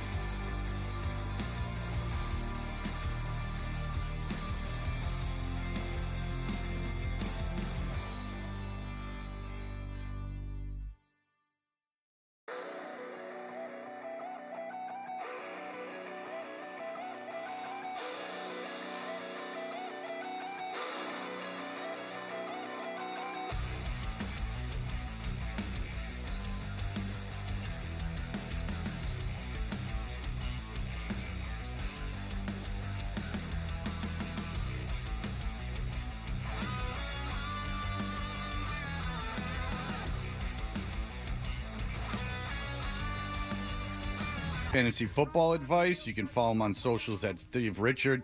Live on YouTube every morning by searching for Fantasy Football Today 3 times a week on Fantasy Football Today on the CBS Sports Network. You can check local listings. And Dave Richard is brought to you by 495 Chrysler Jeep Dodge Ram in Lowell.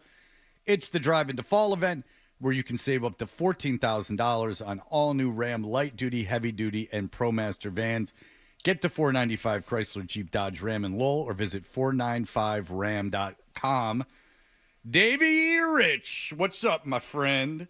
What's up, brother? Did you win last week or what? I did because of you, because of maneuvering. Last week I had all these backups. I had the kid from Carolina, and I'll tell you what, it was Dowdle, Rico Dowdle. Yeah, I had Dowdle because you said to pick him up, right? I think you said to pick up Dowdle. He had 35 points, almost 36. I took he's really the reason I won. But last week I had Dowdle, that kid who let go of the ball for Arizona, DeMercado, and Washington from Miami, and I still managed to win my first game of the season. So my first question is this. Will Dowdle be a starter in a flex position for week 6? No, he will be a starter in a running back position. Whoa! He is better. He deserves better than your flex spot. But if you're starting him in your flex spot, you're doing okay, Fred. Listen, he's the feature back for the Panthers. It's not that it's a great offensive line or a great offense in Carolina. Bryce Young is still making a bunch of mistakes, and they're not ready for prime time. We can put it that way. But Rico Dowdle gave them life last week against a terrible Miami Dolphins run defense. And now they've got the Cowboys run defense this week. They've let every running back have their way with them. I imagine that Dowdle will get the opportunity to do that again. He is a top 15 type of fantasy running back this week. And if he continues to play this way, he will encourage that coaching staff, which made a running back change last year. Remember, last year, Chuba Hubbard didn't begin the year as the Panthers' lead running back. He evolved into that role. They might do the same thing with Dowdle if he keeps playing hot against tougher matchups down the line. But even at worst, I think we'll see a split between Dowdle, between Chuba Hubbard as they move forward. And the Panthers will probably feel good about that, which means maybe you get some legit flex. Now, we're not talking about him as a top 15 running back, but when Chuba comes back, maybe Rico Dowdle is still startable. Maybe you can count on him for 10, 12 PPR points from week to week. So you got yourself a gem there, Fred. Good work. All right, Warren, Dowdle, and Swift. Which 2 of those 3 do you play? I'm the most worried about Warren. No. Really don't like the matchup against Cleveland. Cleveland is the opposite of Dallas. They've been really tough against running backs. I think it's 3.1 yards per carry against RBs. Look at the running backs that they've gone up against and how limited they've been. And we're not sure if Warren is going to have the exact same kind of role in Pittsburgh. Last time we saw the Steelers play, they were in Ireland. They played Minnesota, and Kenneth Gainwell had a monster game. So I don't know if the Steelers completely put Gainwell back into a third down role and let Warren handle the bulk of the carries. If Warren struggles, you know that they can go to Gainwell, and they might do what the Panthers might do, which is pivot to the different running back. So I'd be a little worried about starting Gainwell this week in a tough matchup anyway. Everyone's getting Wally pipped all over the place. All right, you were brilliant last week with your running back pickups. What do you, if you have some buys at the receiver position, something of that nature, what should people be looking to do? So it's tough out there, first and foremost, because if it's not the receivers who are getting hurt, it's their quarterbacks who are getting hurt, and it's messy. If Kendrick Bourne is still out there, he's probably my favorite, but he's very short term. We know that the 49ers probably going to be without Ricky Pearsall, probably going to be without Jawan Jennings. George Kittle looks like he might be back next week. And Kendrick Bourne had this connection with Mac Jones. He had it in New England. Now they've got it again in San Francisco, and it's a good matchup for them against Tampa Bay. Their secondary is really beat up right now, and the way you contend with the Bucs is to throw the football. We saw that from Seattle last week. So I think that Kendrick Bourne is probably as good as it gets. He started the week available in over 90% of leagues. He's been picked up in a bunch of leagues. Trey Tucker is another name, and we've talked about him before. I think the target volume could go up as long as Brock Bowers remains out. Last week wasn't a great game from Trey Tucker, but he's got the opportunity to do it. Tennessee, kind of like Tampa Bay. You want to throw against them. You don't necessarily want to run against them. This is a winnable game for Las Vegas. I wonder if it means that Trey Tucker gets some extra opportunities to make some big plays. And we know he's got big speed. One other wide receiver, because this guy might actually still be out there in your leagues, Fred. Rashid Shaheed with New Orleans. Big play last week. Gets in the neighborhood of at least 8 PPR points every single week. We know that the Saints, they're going to have to throw against New England. That Patriots front is too strong. Alvin Kamara isn't getting the job done. Kendre Miller has been okay running the ball for New Orleans, but they're going to have to throw. So Shaheed should get a decent amount of targets. He's not bad as a bye-week flex if you're missing Nico Collins, if you're missing Jordan Addison or Justin Jefferson, and you're really in a pinch, you could go to Shaheed. Okay, I think there's one obvious marquee game on the schedule this weekend, Dave. Sunday night, Lions-Chiefs. Other than that, I always like to look at them like, oh, what's the interesting matchup? There's like half of an interesting matchup in a lot of these games. Yeah. I don't know that there's another great one, and I don't know if there's another absolute turd on the schedule either. There are definitely some pigs. Rams-Ravens, just the way that the Ravens are right now. They're just missing so many guys, and if Lamar Jackson continues to sit out practice, that looks like a one-sided game. So, and Broncos-Jets is probably going to be the same. Tonight's game, Eagles-Giants, I'd be surprised if the Giants put up a fight. I'll go back to that 49ers-Bucks game, Hardy. I think that's one where we could see, first of all, it's 2 4-1 teams. So both of these teams could end up in the playoffs. Both of these teams, this could have some playoff implications. A tiebreaker is going to be determined between these two teams potentially. And I kind of love the way the Bucs have been playing football this year. Baker's been playing out of his mind. And their front, their defensive line, their edge rushers, I think it's a different type of game for Mac Jones than it was last Thursday. He makes me a little bit nervous to trust in fantasy. He's only a bye-week quarterback anyway, but Baker Mayfield is back to must-start status. He's one of the best bargain buys you could have had on draft day. And Emeka Egbuka, we've had this debate on our show for 2 weeks now. Is it time to sell high on Emeka Egbuka because we know Chris Godwin's back, Mike Evans is going to come back? Dude, I think he's the best receiver in Tampa, and I think the Bucs are going to show it the rest of the way. If you've got Emeka Egbuka, do not sell him high. Keep him in your lineup. Ride this wave out. I don't think he's going to get any worse. Okay, I'm glad you brought up Mac Jones because, as Fred often points out, you somehow find time to watch all these games and watch all these teams during the season. I know Mac Jones has been winning. I know he's looked better in the highlights. What have you seen from Mac Jones? What is he doing right now? He's getting the ball out on time. He's willing to throw it short. He's not necessarily forcing it into tight coverage, but he's not afraid to do it. And, I mean, honestly, that's really about it. That's what I saw last week. He's not panicking as much. I think that the offense that he's in, I think this is a really huge deal. The fact that he's in Shanahan's offense, and Kyle Shanahan has a way with his scheme of making quarterbacks feel comfortable because he tells them, all right, listen, here's your first read, second read, third read. It's based on time. And if it's not there, check it down. And with Mac, it looks like he's got a first read, maybe a second read, and then he checks it down. And when you're checking down to Christian McCaffrey, you can get some pretty good numbers that way because McCaffrey's so good at making people miss in open space. And I really think that's the key. He's surrounded by decent talent. Kendrick Bourne and Jake Tongas are two guys that are fantasy options if you're a little thin at wide receiver or at tight end. But McCaffrey's good. The offensive line's playing good. And Mac Jones just knows what to do. He's getting clear messages and a really good offense by a really good teacher in Kyle Shanahan. I think that makes a huge difference. All right. Any other thoughts going forward with the Patriots? Saints, we keep talking about how their schedule is certainly, easy. Really the easiest schedule going forward for the rest of the season. By far. Yeah.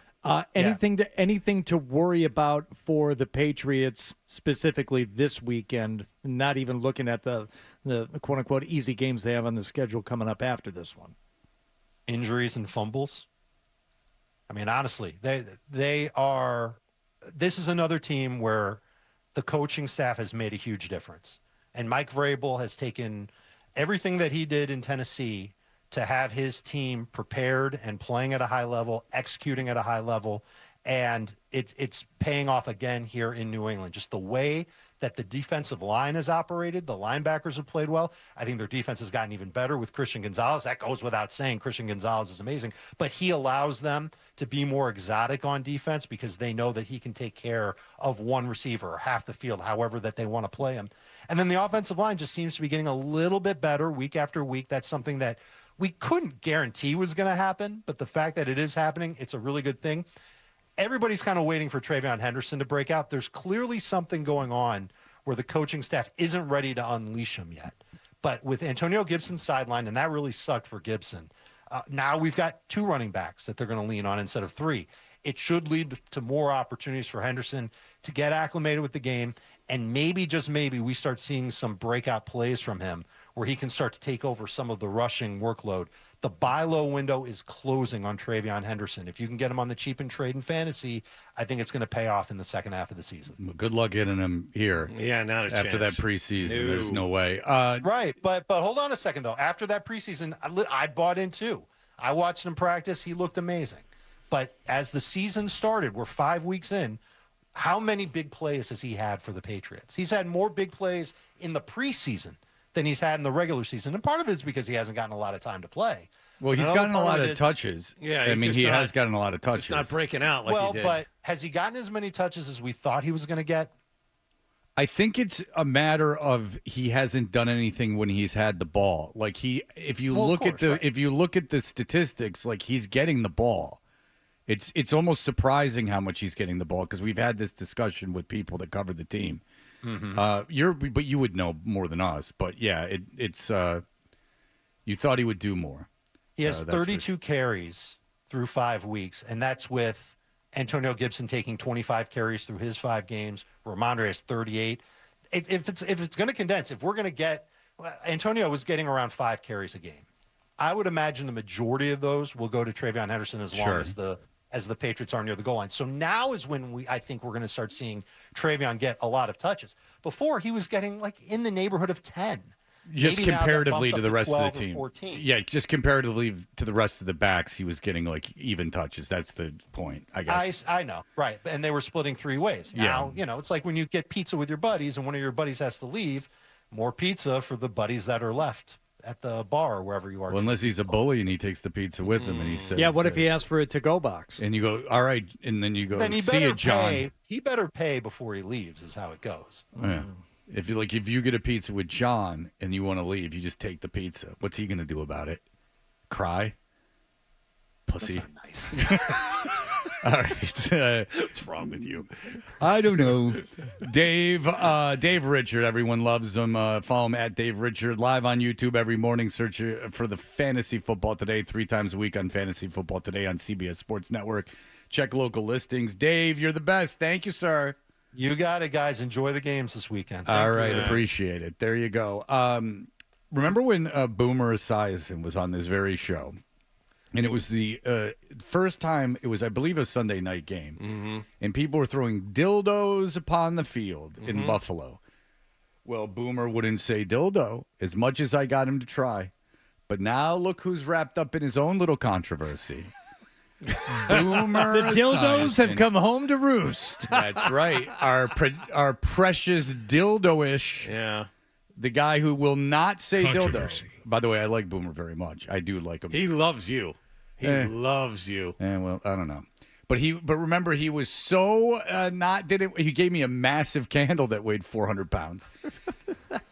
There were bottles of wine one year, and then there were candles the next year. He has Very this weird. like liquor distributorship, so he gave us like all this wine, and it was great.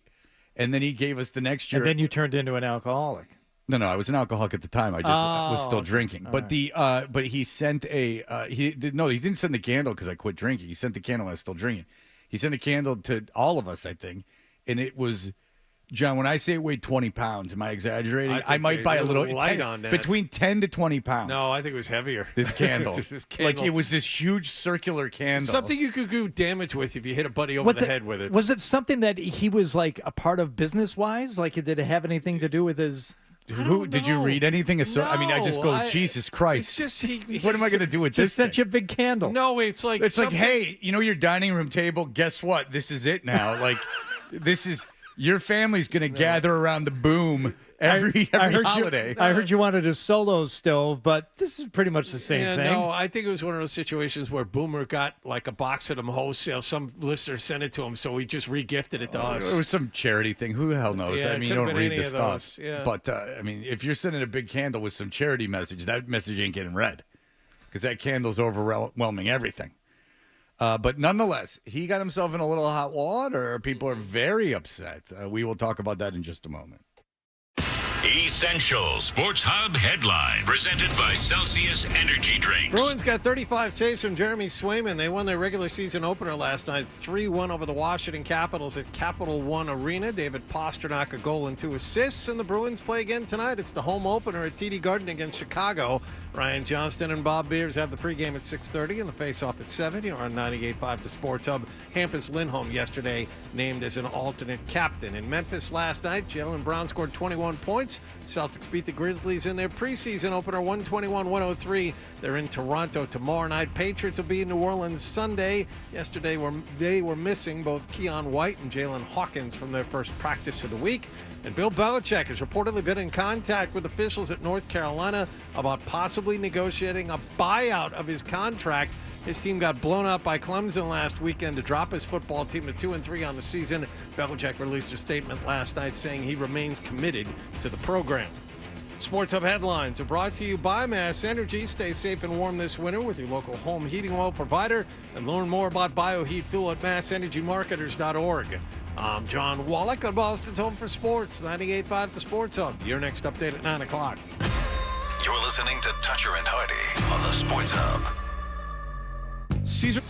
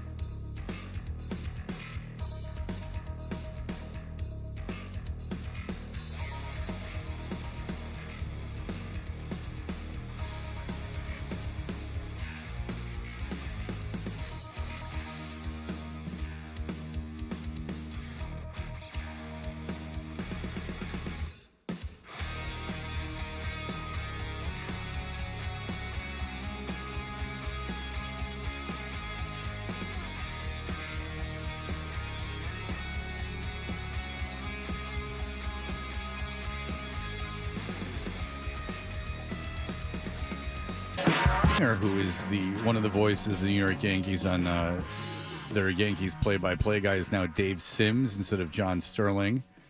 And this happened on the Boomer and Geo show. Again, Boomer Esiason, our old friend, used to do the show once a week, but then our company got sold, so now he doesn't. But he would not say dildo. He would not say the word dildo on the air. I tried and tried and tried to get him to say dildo. He wouldn't do it. But look at the dildo, as Hardy said, has come home to roost. Who now is on the other end of the dildo? The dildo is turned. Exactly. It's time to spin the dildo, and the dildo has landed firmly in the direction of Mr. Esiason. Proceed. So, I mean, I wonder if she looks at that. It looks like there's a little friction between the two right now. So he's talking about an ad for Dude Wipes. It's important you know this. It's an ad for Dude Wipes that the male play-by-play announcer did. So Dude is the male. This is context that's necessary. Dude Wipes is what he does. So, I mean, I wonder if she looks at that. It looks like there's a little friction between the two right now. Seems like it, at least in the broadcast. And when she sees the Dude Wipes ad that he does on X, is she saying, that's ridiculous? Why would he do that? Or is she saying, like, can I get something like this? How come I'm not a part of this whole thing? You know, Dude Wipes probably wouldn't be her. No, she could use, like, Vagisil Daily Fresh Wipes.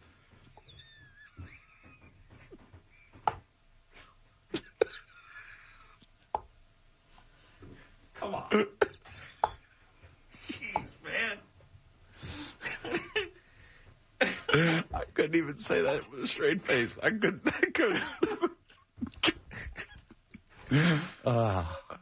I mean, there's all sorts of feminine wipes.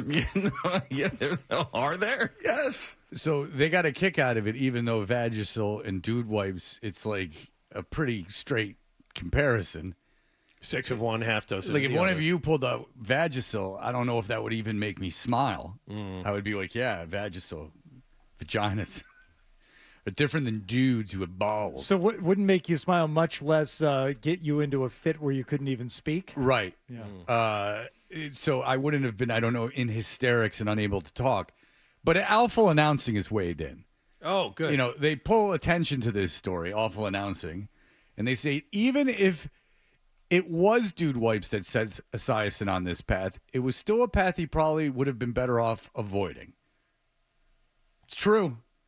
He should have avoided that. He really got himself in some hot water. He said the name of a feminine product named Vagisil, and she's a woman, and Dude Wipes were for the guy, and Vagisil's for the girl. Despite what she means to WFAN as the first voice in the station's history, an industry trailblazer, and now a longtime radio announcer for the Yankees, Waldman is used to being teased on the morning show. For years, Craig Carton mocked Waldman with an unflattering impression, or accurate, when he co-hosted WFAN's morning show along with Esiason. But even though she was not a fan of the impression of Carton, Waldman was willing to brush it off and work with the former WFAN host in the Yankees radio booth for the series last year. Imagine that, a radio personality in New York taking someone doing an impression of him, especially someone who had a very unique and outrageous voice. Maybe Waldman will be just as forgiving of Boomer Esiason as she was with Carton, but she shouldn't have to be. That's what it says in Awful Announcing. Could you please forgive me for saying Vagisil? Susan! I can't get the tweet up because it's not up there anymore, but some lady reporter was talking about how it's impossible to be a woman and da-da-da-da-da, which it's very difficult to be a woman in sport. The Vagisil joke isn't even so much of a joke as just linear thinking. Like, if you're just thinking of things and we were brainstorming and I said Dude Wipes, you might say Summer's Eve, Vagisil. What are things that are for women's genitals? It's not even, it's just like a straight line of thinking. There's nothing outrageous or funny about it. Does anyone understand how humor works? Dude Wipes, Vagisil. Why would she be offended by that at all? What are you doing? It's a product in stores for women. Dude Wipes aren't a product for stores for men. He made a logical parallel. It's not funny, but it's not funny because it's so obvious. Here is what's a female equivalent of dude wipes? Who knows? Vagisil. Vagisil wipes. Maybe that would have helped the joke land a little bit better. I mean, it certainly punches it up a little bit, but like, if you're Susan Waldman, of all the things in the world, like, would this even remotely, the conversation about it might annoy you that your partner does a dude wipes ad because it's stupid, and you might think it cheapens the position. But my God, awful announcing. Jesus Christ. I think it might be AI. I think it actually might be AI, but I mean, maybe he probably shouldn't have. Like, any sentence like that, like, he probably shouldn't have. Oh, really? Shouldn't he have? Good. Why don't you go around to everyone and tell them what they probably shouldn't have done? Hey, Buster, like, I don't like that. Yeah, you probably shouldn't have done that. Look at you two laughing and having a good time. Too much. Vagisil joke. Please. Woman's been around for a long time. I don't even know how you could, again, I don't even know how that could even, like, remotely offend you. Now, do you think Boomer also has license now, much as you do? If something tragic were to befall him, can he blame awful announcing for that? Because that has long been your stance. I didn't think of that. Should someone become so angry with you over something that you've said, you have told us, and I believe you have it written in your will and trust, that awful announcing is to blame. I have, if Boomer is indeed, this is, because first of all, it's just announcing it to everyone that Boomer said it. And if it's that offensive, well, I don't know why you're saying it yourselves. You're just pointing out that someone said something offensive and making it more apparent to everyone and more available to everyone. But if that is the case and he's getting a bunch of blowback and people are threatening to kill him, indeed, it is the fault of announcing, unless it was someone who was listening to it at the time. But what I'm more concerned is, and I would like you to get Boomer on the phone, is just he needs to say dildo to satisfy the god of sex toys. All of this will go away if you just say the word Would you dildo. feel some kind of like spiritual relief if he were to just say it on the air one time? Yeah, you would see like a vibrator and like a merkin float around and go, woo, woo, woo. Thank you. And then they would go away to free speech heaven, where dildos do exist. And Vagisil does exist. Is Vagisil for like killing AIDS or something? Like, what's the problem with Vagisil? No. Like, Jesus Christ. This world is something else. Boy, oh boy, do people not want anything to upset them. Ay, ay, ay, ay, ay. Hachi machi. Between the effing halftime of the Super Bowl and this nonsense. By the way, I was just downstairs and I saw Phil Perry's breakfast order waiting for him up on the counter. What do you think Phil Perry has for breakfast? Avocado toast raw egg or hard-boiled egg. How about 4 eggs and a large coffee? Yeah, protein and juice for the day. I got a stack for later. No cheese, no bread. Give me 4 eggs and a large black coffee. Got to work out. All right. Caller number 10 to the contest line, 617-931-0985. Will score a pair of tickets to be at the Garden tonight as the Bruins take on the Blackhawks with a 7 p.m. puck drop. They should win this game. It's opening night at TD Garden as the Bruins take on the Blackhawks in the Original Six Showdown to kick off the 2025-26 season. Get your tickets at bostonbruins.com/tickets. We will be back with Phil Perry in just a moment. You're listening to...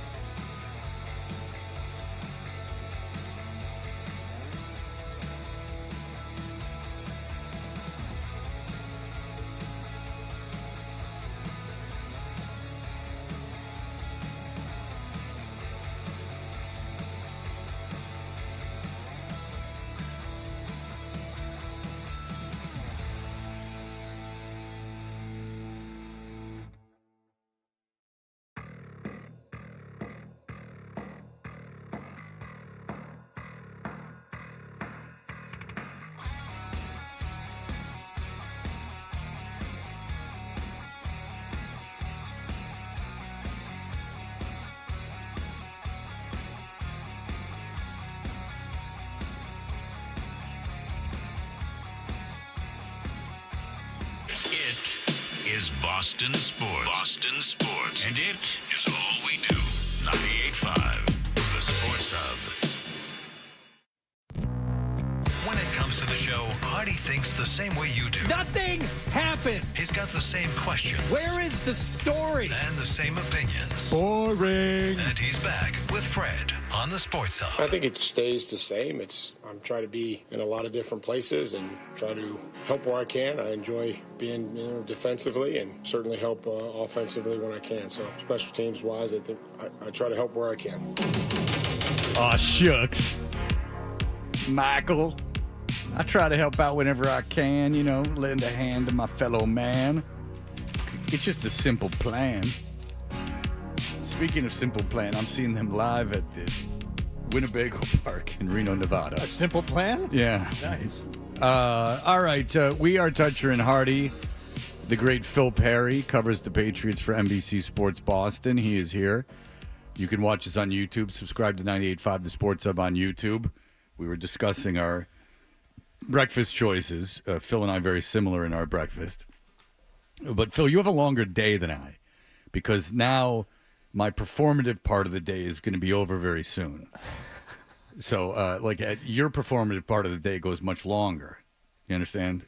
So you think I need to be fueling a little bit differently? No, I'm not kidding. I think that your need to have breakfast while you're here is greater than mine due to the amount of activity that you're up against in the immediate future. I just love eating. So I just eat all day. Okay. And it's probably gonna catch up with me How old are relatively you? quickly. I'm 39. Okay. So you probably got 6 years left. Right on the doorstep. Yeah. Before I got to start toning that down a little bit. Well, when I Probably started, sooner. maybe sooner. I remember in my 40s being overweight and going, that's okay, I know how to do this, and then it not working. Like there was a time probably in my early 40s where what used to work, like I used to be able to cut like 15 pounds, noticeably look different. Yeah. In like a matter of like a month. Like I could do enough, maybe not cut 15 pounds, but I could do enough in a month to like get things going right. Got to exercise different things, diet, eat different things. Well, just running. If I just yeah. ran, Yeah. like then all my weight would come off. But Doesn't like work. then there comes a point where like that doesn't work anymore, and you got to kind of pivot and Phil, adjust. but Phil, you got time. Not a lot of it, but you got time. I think the problem is I'm not a big runner either. I'm not like a big cardio. But you lift. I do. Yeah. Well, that's good because I mean you're throw around burning some weights. Yeah, that's right. But you Big lift, ones. so when you're sedentary, you're burning more calories because muscles are required to burn all that. I've heard that. Well, of course you have. You're in the gym. I've heard that. You're in the gym. I'm usually there by myself. Not a lot of friends in the gym. What are your free weights? Bench press? Yeah. Deadlift? All that stuff. Mm-hmm. Squats? Keep going. That's all. What else you got? What you do hack squats? What kind of squats you doing? You doing sumo squats? What are you doing? No, you change it up. No, Doing the flies and lat pull downs and all that almost stuff. insulting. Sumo squats. Listen, if you want to hit the inside of the thigh, sumo squat that son of a bitch. Lat pull downs? Important. No, pull-ups. Pull-ups? Yeah, pull-ups. Wow. Yeah. How many pull-ups you knock out? Weighted ones. What? Yeah. What are you tying around you? I don't have one of those belts, so I just stick a dumbbell weight between my feet, and I'll just hold it between my feet and pull up that way. Sounds like a lot of hassle. Do you tape this stuff or what? Yeah. You put it. You gonna put this on the gram? Only if he's You think I shirtless. should? No. Yes, Take I off do. your shirt and do it. That's You how know, everybody. What Cool will kids happen? do that. What will happen is it will get a lot of attention, and you'll get a lot of attention, and then it will all backfire. That's my advice for everyone. Yeah, I don't know Put how it that all could up go on well. Instagram. Yeah. No, you'd get a lot of attention. They go, "Wow, this like hot guy in Boston who's on TV is doing these pull-ups." Yeah. And then they would, and then that would go, and then you go, "Jesus Christ, I'm getting all this attention," and then one day it would just all go. Remember that pretty boy that was doing all those pull-ups at the gym? What the hell's wrong with him? So Yeah, I don't yes. see that ending well. No, I don't see but doing anything online ending particularly That's well. a great point. Unless Try you're to stay off it I as think much the as I can. Kardashians pretty much got the genie out of the bottle. I think they got all the mojo from that. That's ever going to happen. Weighted pull-ups. Ugh. That just sounds like you were bored one day. That's all that sounds I like. think that's probably the reason for why I do a lot of the things I do. No pull-ups. I can't even do a pull-up. I was amazed when my son could do pull-ups. Like, yeah, pull-up, no joke. That's a very great No, exercise. but that's the point. You get bored of doing pull-ups to the point, like, how can I make this interesting? But I think if you're going to be doing pull-ups, you're going to get bored of them because to be able to do pull-ups, you got to do them all the time. Well, I think it's a great achievement. I'm not kidding. I think being able to do weighted pull-ups is great. You ever done the assisted pull-up? Yeah, oh yeah, baby. That's the only way you're going to do pull-ups. I do assisted pull-ups now. There's nothing wrong with that. I put 40 pounds on it. Oh, I'm I need that. far too vain to. I don't give a crap. I did it once, and it was like at 6 o'clock in the morning when no one else was in there. Yeah, but you know what? Over time, you do it. You need less and less weight on there, and then eventually you're just banging out regular. Yeah, pull-ups. there's like no way you're going to do pull-ups without it. Here's the deal. People come up to me at the gym quite often. All men, all my age. Wanting to know your cold plunge secrets?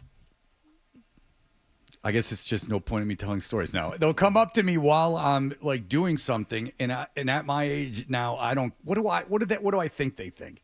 Like I think they're going like, wow, that Fred must be. He's not as strong as I thought he would be. Like I assumed he'd be so strong. I just think it's a victory that I'm at the gym. Like so, anything I'm doing, like unless you're doing one of those things where you're like taking 2 40-pound weights and swinging them around. Like I mean, I think you're fine. Mm-hmm. Like, who cares what I'm doing? Doing the cold plunge there, Phil? No, never. Oh, that's where you're gonna die. Okay. Are you doing that? There's a cold plunge at my Sorry, gym. I hate to bring this up. I know. I'm sorry. There's a cold plunge at my gym, Phil. And a lot of people are stronger than me. A lot of people are faster than me. A lot of people can run further than me. A lot of people look better than me. But that cold plunge is the great equalizer. Because I'll get in that thing, and the biggest guy in the gym, he'll go, and he'll get in it, and then he'll go, how'd you do it? And I go, don't ask. And I'll sit in that thing for 7 minutes. Doesn't even have an effect on me. Stupid pussies with their muscles. I'll be in there. Yeah. Floating pubes all by me because it's real small. And there's like 8 guys in it. It's so cold with all the body. They close that thing down like once a week for like a month at a time because it's just like there's like chlamydia and crap all floating in it. There's guys hairier than me in it, which is something else. Is it cold enough to kill the germs? No. Right? The germs are just festering. It's not liquid nitrogen. Yeah, the it's water still water. Just like water. 39, Just cold water. right? 39, No, 38? it's like 42 degrees. Yeah. It's not cold. It's not as cold as, I mean, it's a public, not public, I mean, but it's like for the gym, and the gym's probably got thousands of members, so. So you've just got such a low resting heart rate that you get in there, and it's just your body doesn't even care. I think you're just showing off at this point, is what it sounds like. If you're not really getting all that much of a benefit, the big guy with all the muscles. I get a buzz as it was described to me. It's a lot like doing cocaine, so I can only imagine the thrill ride that cocaine is. Yeah. Really? Yeah, you the get neurological benefits are the similar dopamine to push. cocaine. Apparently, there's a dopamine push, but I've yet to experience it. Apparently, when you get out, brain is supposed to release all this dopamine, but if you can feel it, I don't know. It doesn't elevate my mood. It doesn't make me feel worse or better. I don't feel bad going in. I don't feel bad going out. I can't tell you what it is. Is it the science of it? Like, we just survived, your body saying to itself, I just survived this like near-death experience. It was so cold in there that your body has to sort of flood itself with all sorts of important stuff to keep you That would make alive. sense, but then why do people get a runner's high? Why do you get a weighted pull-up high?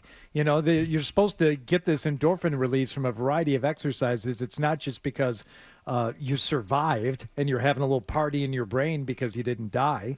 Well, I think that's because you're moving, but you're not moving in the cold plunge. I can tell you We're this. wired to move. I have done some research because I'm like, what's going on with this cold plunge? And I can find nothing scientific about the benefits of cold plunge. What I can find is there's a huge amount of benefits for a sauna. Is that the sauna like does like a circulation and cardiovascular level, like a bunch of stuff. Like if you sauna, that's like actually good for you. That's proven. But the cold plunge, I can't find any in my science journals, which me and Rogan go over meticulously. I can find nothing. I do know the benefits of jiu-jitsu, and that's cool hats. So I got that going in a gi. See, Phil can't do any of that stuff. He can't do a cold plunge. He can't do a sauna. His workouts have to be done expeditiously. You don't have time to do any lounging That is around true. afterward. Yeah, he's got like 9 kids all under the age of 2. So, he can't be. It's usually actually right before we go on TV is when I do it. And so sometimes if I actually make the mistake of working too hard, no, it's bad. Like my face will be it ain't bad. red and You're sweaty. You're getting another getting like eighth of dressed. an inch on those muscles. Believe me, it shows on the air. You're popping. People notice? Yeah, you're popping. Oh, yeah. People can tell when you've just done some push-ups. All I know right. I know Curran knocks him out too. He'll get in, Oh, yeah. and during commercial breaks knocks him out. I tell him all the time he's sneaky jacked. Yeah, you got to get a little blood in there at the beginning. Yeah. Yeah, I know Curran doesn't look great on the basketball court. Looks a little goofy from the videos that I've seen. He's a little proud of himself. He loves his ability to play basketball. Right. He'll tell you. Yeah, you just post him up though. I don't know what you're going to do about Good it. golf. Well, that's what I would do. Yeah, and you would too. Yeah, I'd post him Yeah. up. Yeah, there's no Big no body. stopping me. Yeah, Banging around down the block. It would be super boring and I'd get tired, but I'd just back him down. Yeah. So what is he going to do about it? All right, Phil. What is anyone going to do about these Patriots? Hello. I mean, who would have thought? Did you think? What did you think was going to happen on that Sunday night? I don't remember. Did you think? I didn't think. I don't remember. If I you didn't thought think. he- I thought thought it would be a not. close We game. talked to a lot of people. I thought it'd be a close game, and I thought, the way they were playing, the teams the Bills had played going in, and some of the lapses that they had against lesser competition, and I thought there was a chance they would be able to keep it close, the Patriots, and cover, and that to me would have been a victory. But the fact that they were able to actually go in there and win, to me, is representative of them taking a step that I don't think any of us were ready for them to take. And when you have a quarterback perform the way he performed and perform in that spot the way he performed, that to me is the biggest takeaway.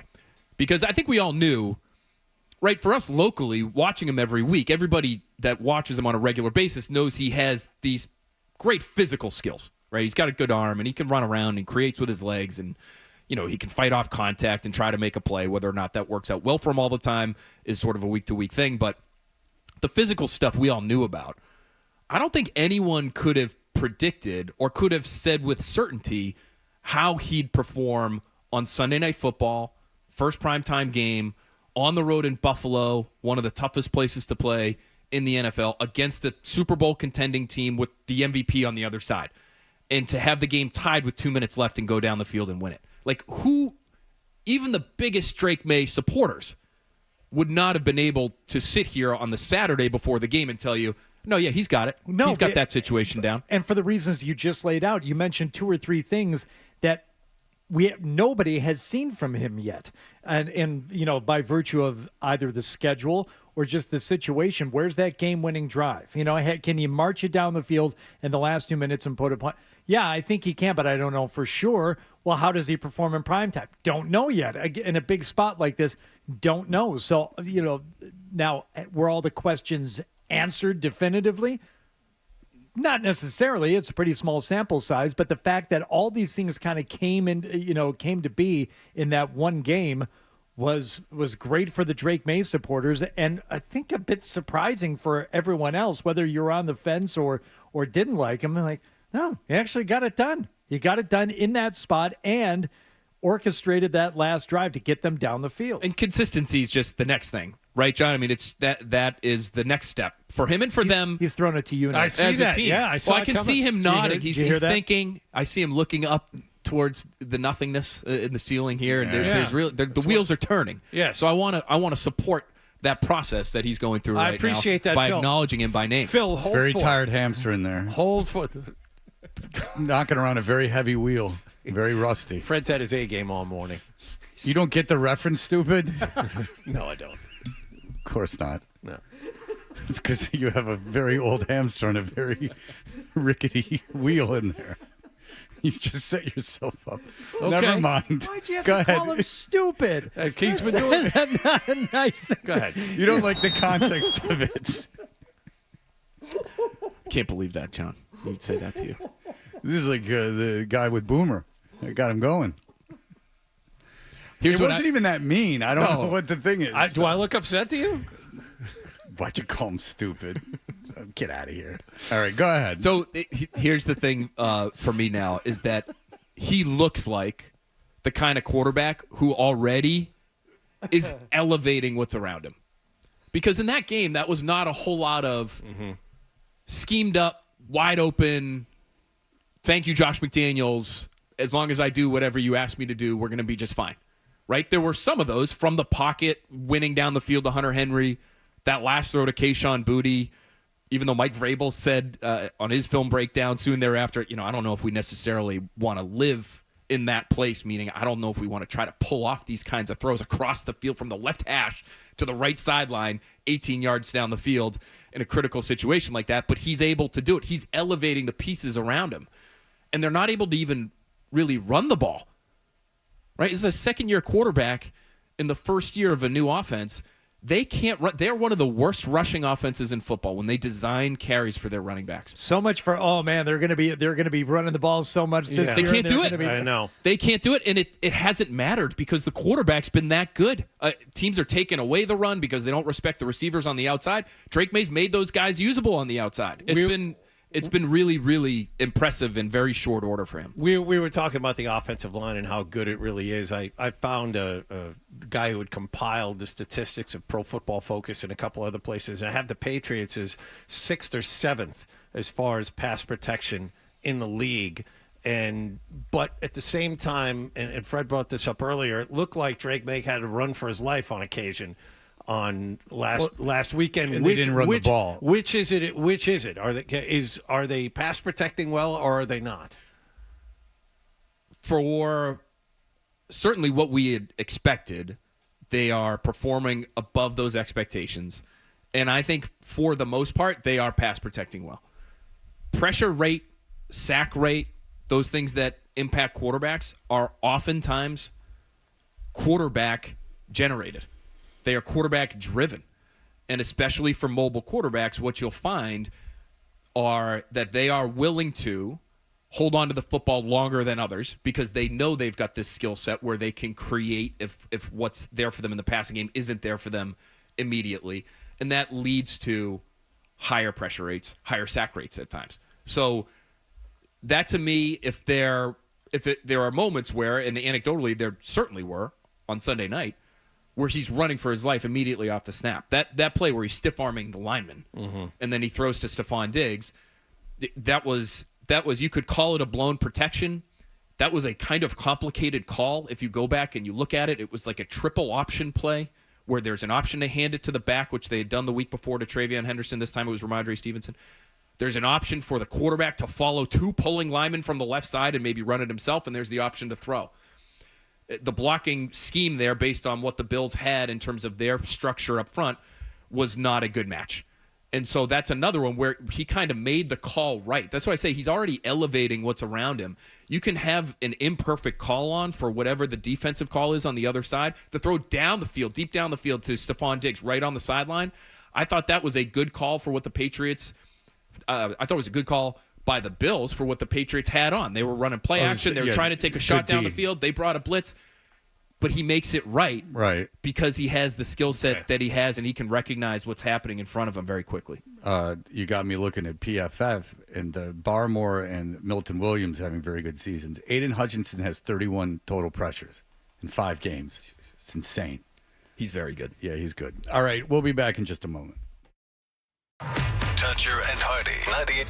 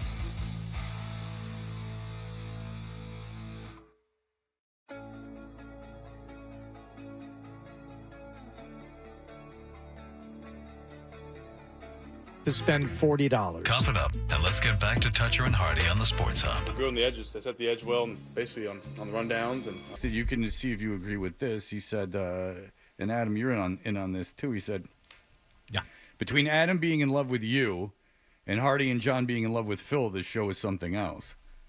Is that an accurate I'm in love. depiction? I'm not in love with you, but I do love you. Thank you, buddy. Love you too. There you go. Who do you love, Fred? Adam. Oh, thanks, buddy. It's reciprocated. That's nice. Man. Adam. And? Oh, and we work together. Oh, I don't know. It's hard. It's hard. And? I guess my daughter, a little bit. And? I don't know if I call what I feel for my son love necessarily. You know what, as Fred? obligation. You know who I want you to love? You. That's the hardest, and that's the greatest. That love is of the all. greatest love of all. But and also the most mercurial. I said it wrong. Mercurial. Thank you. Thanks, buddy. That's why you love me. Most elusive. Thank you. Yeah. I don't think I used the word right or pronounced it right. That often happens when I try to use these words. Often. I think that was appropriate usage. Mercurial? Yeah, I don't know. Somebody who loved himself a little bit more would be a little bit more comfortable dropping that and feeling good about it. Well, we do have a writer in the studio, so I'm on my PCQ. Yeah, it's up and down. Mercurial. Yeah, Like thank the- you. like Thank the you. old, All right, so let's talk about the Saints. All right, Saints on paper very bad, but they won last week, and going into New Orleans isn't easy. I mean, New Orleans is a tough place to play, traditionally a tough place to play. Some people, we've talked about this, some people have referred this to as trap game. I would say that's not the definition of a trap game. A trap game would have two sides, and then in between those sides would be the trap. This is just flat land. I know there'd be a really good opponent 2 weeks from now, right? But there really isn't a good opponent 2 weeks from now. The whole thing would be like you have a hard game last week, an easy game this week, and a hard game the week after. Right. In the middle is the trap. Yes, it doesn't work if it's just a all trap easy part games. of the season until they get to Tampa. Is that a thing? Yeah, a quarter of the season is just a big trap. The NFL's luring them in with garbage. Let me ask Phil this, because this is, and John and Fred dismissed it out of hand. Is a trap game supposed to be a game on the road? Does it have to be? I think it could be. It doesn't have to be. I think the Carolina game, had the Patriots beaten the Steelers, which they should have, and then they had the Bills on Sunday night looking ahead, that Carolina game could have been called a trap game. It wasn't, because the Patriots had just lost. It was viewed as a winnable game. Nobody called it a trap game ahead of time, but it could have been. All right. What do you know about the Saints? So the Saints are not good. They're not, and I know they just won. They just beat the Giants, who are not a good football team either. And the Giants played really poorly. They turned it over on 5 straight drives. And the Saints were not really able to take advantage. They scored 6 points off those turnovers. So they have a young quarterback who is a late-round pick who isn't horrible. But how has he looked? I haven't seen him play this year. It's been interesting because he's somebody who... Last week was his first ever win at the NFL level, correct? And before, he got to the league. For 30 years. He did play the league in college for a long time, and when he came out, it was, boy, this guy's got an electric arm, and he does, and he's a pretty good athlete. He's a little undersized. What was interesting about their win last week was that he was getting rid of it very quickly. He has, in general, gotten rid of the football very quickly this year. That's due in part to the fact that the Saints have one of the worst offensive lines in football, so he has to get rid of it quickly. But he was getting rid of it quickly against the Giants and pushing it down the field, which, if you're accurate, can be a very dangerous, for obvious reasons, combination. So if you're the Patriots, you have to protect against those deep shots, and you have to be willing to, I think, let Spencer Rattler live with the underneath throws. You want to try to keep him in check in terms of him using his legs, but they have some speed. They still have Chris Olave at receiver. Their best receiver is Rashid Shaheed, who's a very fast guy. He's in a contract year. If the Patriots want some speed at receiver this offseason and he's available, that could be the kind of guy that they would be really interested in. But that, to me, is the key. Don't get beat deep. Make them beat you over and over and over again, 1,000 paper cuts kinds of drives, and you should be able to win this game. And especially, Fred mentioned the 2 defensive tackles earlier. Those guys should feast. Barmore's been playing great. Milton Williams has been playing really, really well. Not always are the box score stats there for those guys, but they could dominate this game because that New Orleans line is kind of a mess right now. Stephon Diggs told you guys yesterday that in some ways this game is a bigger challenge than last week because it's the challenge of sustaining what you just did. I'm not sure I buy that. No, I don't either, but it doesn't surprise me that he says that, right? The most important game is the next one if you're in an NFL locker room. And so, they're trying to talk themselves into this, being that kind of challenge. And they should, because you should not have a letdown against this team. They should beat this team. But to me, you learn more about your team. I guess you can learn this week about the Patriots' ability to handle success. But you first have to actually succeed before you can prove that handling the success thing is a thing that you can do. So we didn't know they could succeed at the level they succeeded at on Sunday night. So that was the important marker first. Now let's see if they can string a few more together and show a little bit of consistency. That's the obvious next step, but nobody thought they could win that game in Buffalo. The fact that they were able to check that box teaches us more than anything we can learn about them this week. If they lose to New Orleans, does that change the way you feel about the team? It does, because if I'm somebody who before the season said that I could see them going 2-2 to start the first month of the year, which they did, and still win 9 games, which to me is still very much in play. Now they've beaten Buffalo. It's almost like they've stolen a game. Mm-hmm. I should be saying, and I am saying, they could be a 10-win team. They could be a playoff team, which I was not feeling very confident about before the season began. See, if they lose this game, Hardy, that does away all these good feelings that were remnants of that Sunday night. That game. means I get to talk See next. that? Well, he knew you were trying to talk. This is TV. He was throwing it to you because he saw you making an effort to speak. Thank you. I don't think it changes anything for me. Here's what would change things for me. Had they gotten wins so far through 5 games against the teams that we thought they could beat and lost to a couple of better teams, right? If they were just shaping up to be a team that can only beat bad teams and loses to the good teams, then I would think differently about a loss to New Orleans.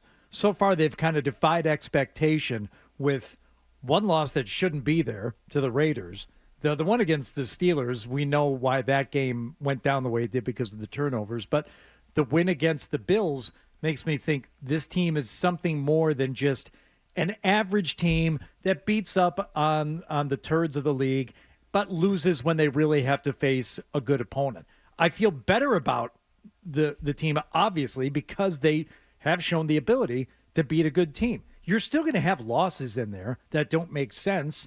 Hopefully the one on the schedule, or one of the only ones, will be that Vegas loss, because right now, in hindsight, it doesn't make much sense. But even if they were to lose one of these next 3, and they almost certainly will, just because of the way the league works, I still feel okay about it because they've shown the ability to beat a good football team. If they lose on Sunday, it's going to change everything nationally. It's going to change the entire narrative about the team. If they win, everyone's going to be putting them in the playoffs. Who could have foreseen all these injuries in the AFC with the quarterbacks? I mean, the AFC was supposed to be hard. It's not. Does it depend on how they would lose, though, Fred? No, I just think losing in general. I don't think it's fair, but losing in general is going to change everything. If they win and win a couple games in a row, win 3 games in a row, then people are going to be like, oh, watch. Then it's going to be like a Super Bowl and like all this stuff. You lose on Sunday, and then that all goes away. And it's going to take and the train's going to get going again. Mm-hmm. You know how it goes. You have all this momentum. You just picked up like 40 miles an hour on Sunday night. You could pick up like another 10 miles an hour on Sunday, another 10 the Sunday after that. You go back down to 5 miles an hour if you lose on Sunday. Media reaction aside, I would say it's important even for the locker room. Right, because it shows that also then you're 4-2 and you're legitimately competing for a playoff spot. It just helps cement the fact that you are the team that you're saying they are, Hardy, which is a better than average team that can beat other good teams. If you lose to a bad team, well, now that win over Buffalo turns into, well, it's a 1-week thing. It's the NFL. Games in the division are weird. Teams that shouldn't beat other teams beat those teams all the time. You don't want last week to look like a one-off, whether you're in the media, right? That's what it would look like, or in the locker room. You want to be able to feel like you've got some credibility behind win that you just put together on or prime turn time. the narrative into the Patriots. They were the team that thought the Super Bowl was in Week 4. Exactly. How many times did we say that about teams that beat the Patriots when they were in their heyday, right? And it was the most important game of the year to them, and then they would win, and then they would rattle off 2 or 3 losses consecutively thereafter. Right. So don't be that team. That's the thing. You're right, though. You're right. Like, I don't know if we should expect them to be able to handle success in the way that a Tom Brady era Patriots team would, or any good team would, because they haven't done it, number one. And I think a lot of the guys in the locker room, even the veteran players, just haven't won at a high level or on a really consistent basis. So, outside of Milton Williams, who obviously just won a Super Bowl, and Carlton Davis, who won a Super Bowl with Tom Brady, there are very few human beings in there who understand what it takes to win consistently when you're expected to win. So odds are there are going to be some bumps in the road against some teams that we all think they should beat. I'm not expecting them to run the table against these, also rans that they're about to face on one of the easiest schedules in the history of the NFL, apparently, according to some metrics. So they are going to have those hiccups. But I think if you're them, you'd prefer it doesn't happen this week. All right, there you go. Fantastic. We thank you, Phil Perry, for coming in. We really do. Going to go cold plunge. Try to find one somewhere. Don't go so fast. Don't. This is why he succeeds in the start, cold plunge. It's just that flat line at his heart rate just doesn't change this guy. But what Fred is saying is whenever you start any kind of a new workout regimen, you start slow. Start slow. You dip your toes in the water, so to speak. You're not me. Don't pretend to be. A lot of guys have gotten themselves in trouble trying to be like this guy. They sashay into the bar thinking that they're Fred. You're kind of slipping into a Jazz Wallach voice. Yes. That's not good. All right, I better stop talking. All right, Phil, thank you very much. Thanks, guys. We'll be back in just a moment. Hear the headlines. Essential Sports Hub headline presented by Celsius Energy Drinks. Bruins began their regular season with a win last night, 3-1 over Washington in a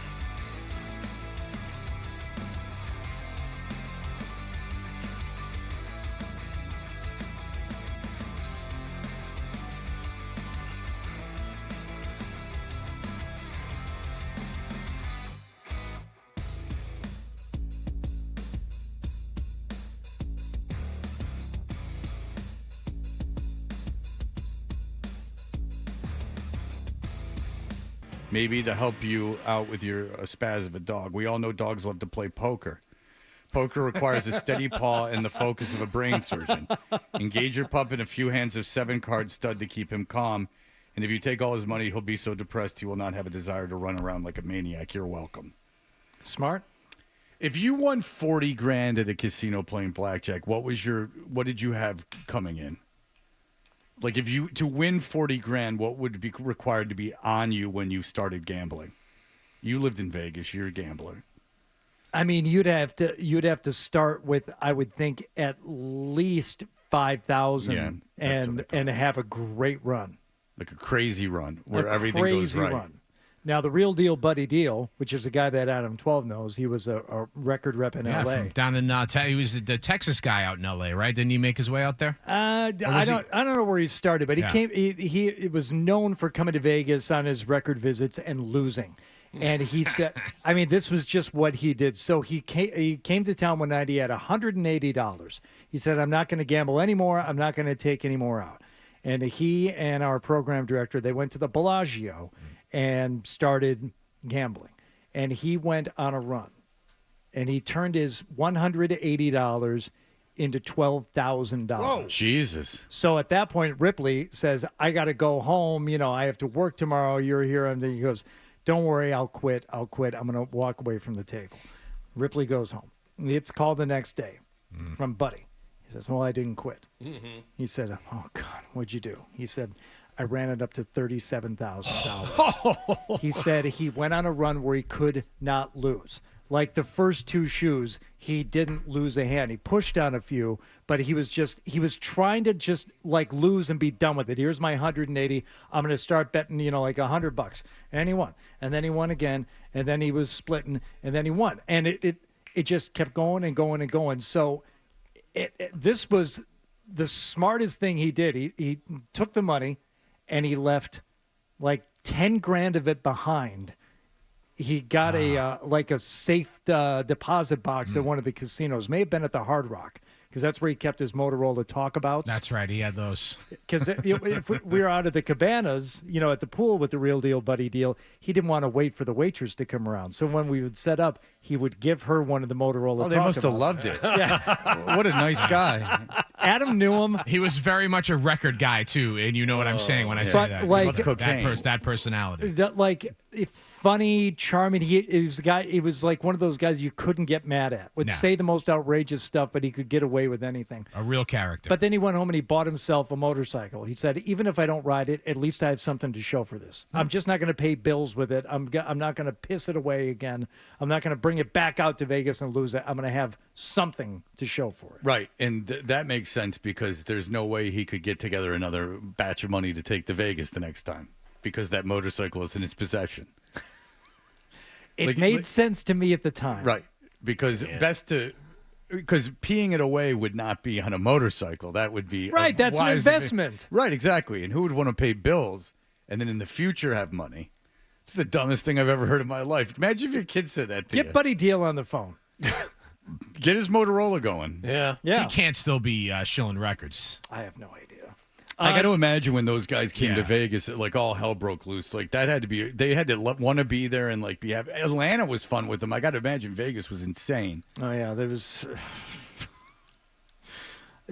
I would get the call from one guy in particular, using code speak as if our cell phones were being tapped in 1999. Hey, is it snowing there this weekend? Wait, are we good? Are we good? I got a national coming in with me. We got to make sure, Is it snowing? Is it snowing? I'm like, yeah, we can make it snow. That's fine. We'll do that. Gene Simmons involved. No cop would know what you were talking Exactly. about. Right. Are we gonna play some pool this weekend? You want to play some 8-ball? Yeah. Oh boy. I'd rather you just say it. I'd rather go to jail. Hardy, can you procure cocaine for me and my colleagues this weekend? like what is this 8-ball reference? I don't even do coke. I know what that means. Gene Simmons involved in a multi-car crash after reportedly fainting behind the wheel. Oh no! And veering across multiple lanes of traffic. Look at them lanes. Mm-hmm. LA NBC4 reports that Gene Simmons' age, Fred? 71. 76. Oh, he's older than my parents. Oh no, 76. My parents are 83. Driving his Oh, it's got to be like a Rolls Royce or something like that. Lincoln Navigator. Oh, I almost said Continental. On the PCH near Malibu when he veered across the lanes of traffic, came to a stop when he hit a parked car. He was communicative at the scene. Jay, can you help me? And he told Hello? He told EMTs and first responders that he fainted. He fainted because he saw Christine Sextine. And we'll leave you with the lyrics to Christine 16. I thought we were going to leave it with. We'll leave you with Disco Ozzy. Oh yeah, with Disco Ozzy. All right, that's a good idea. Bye.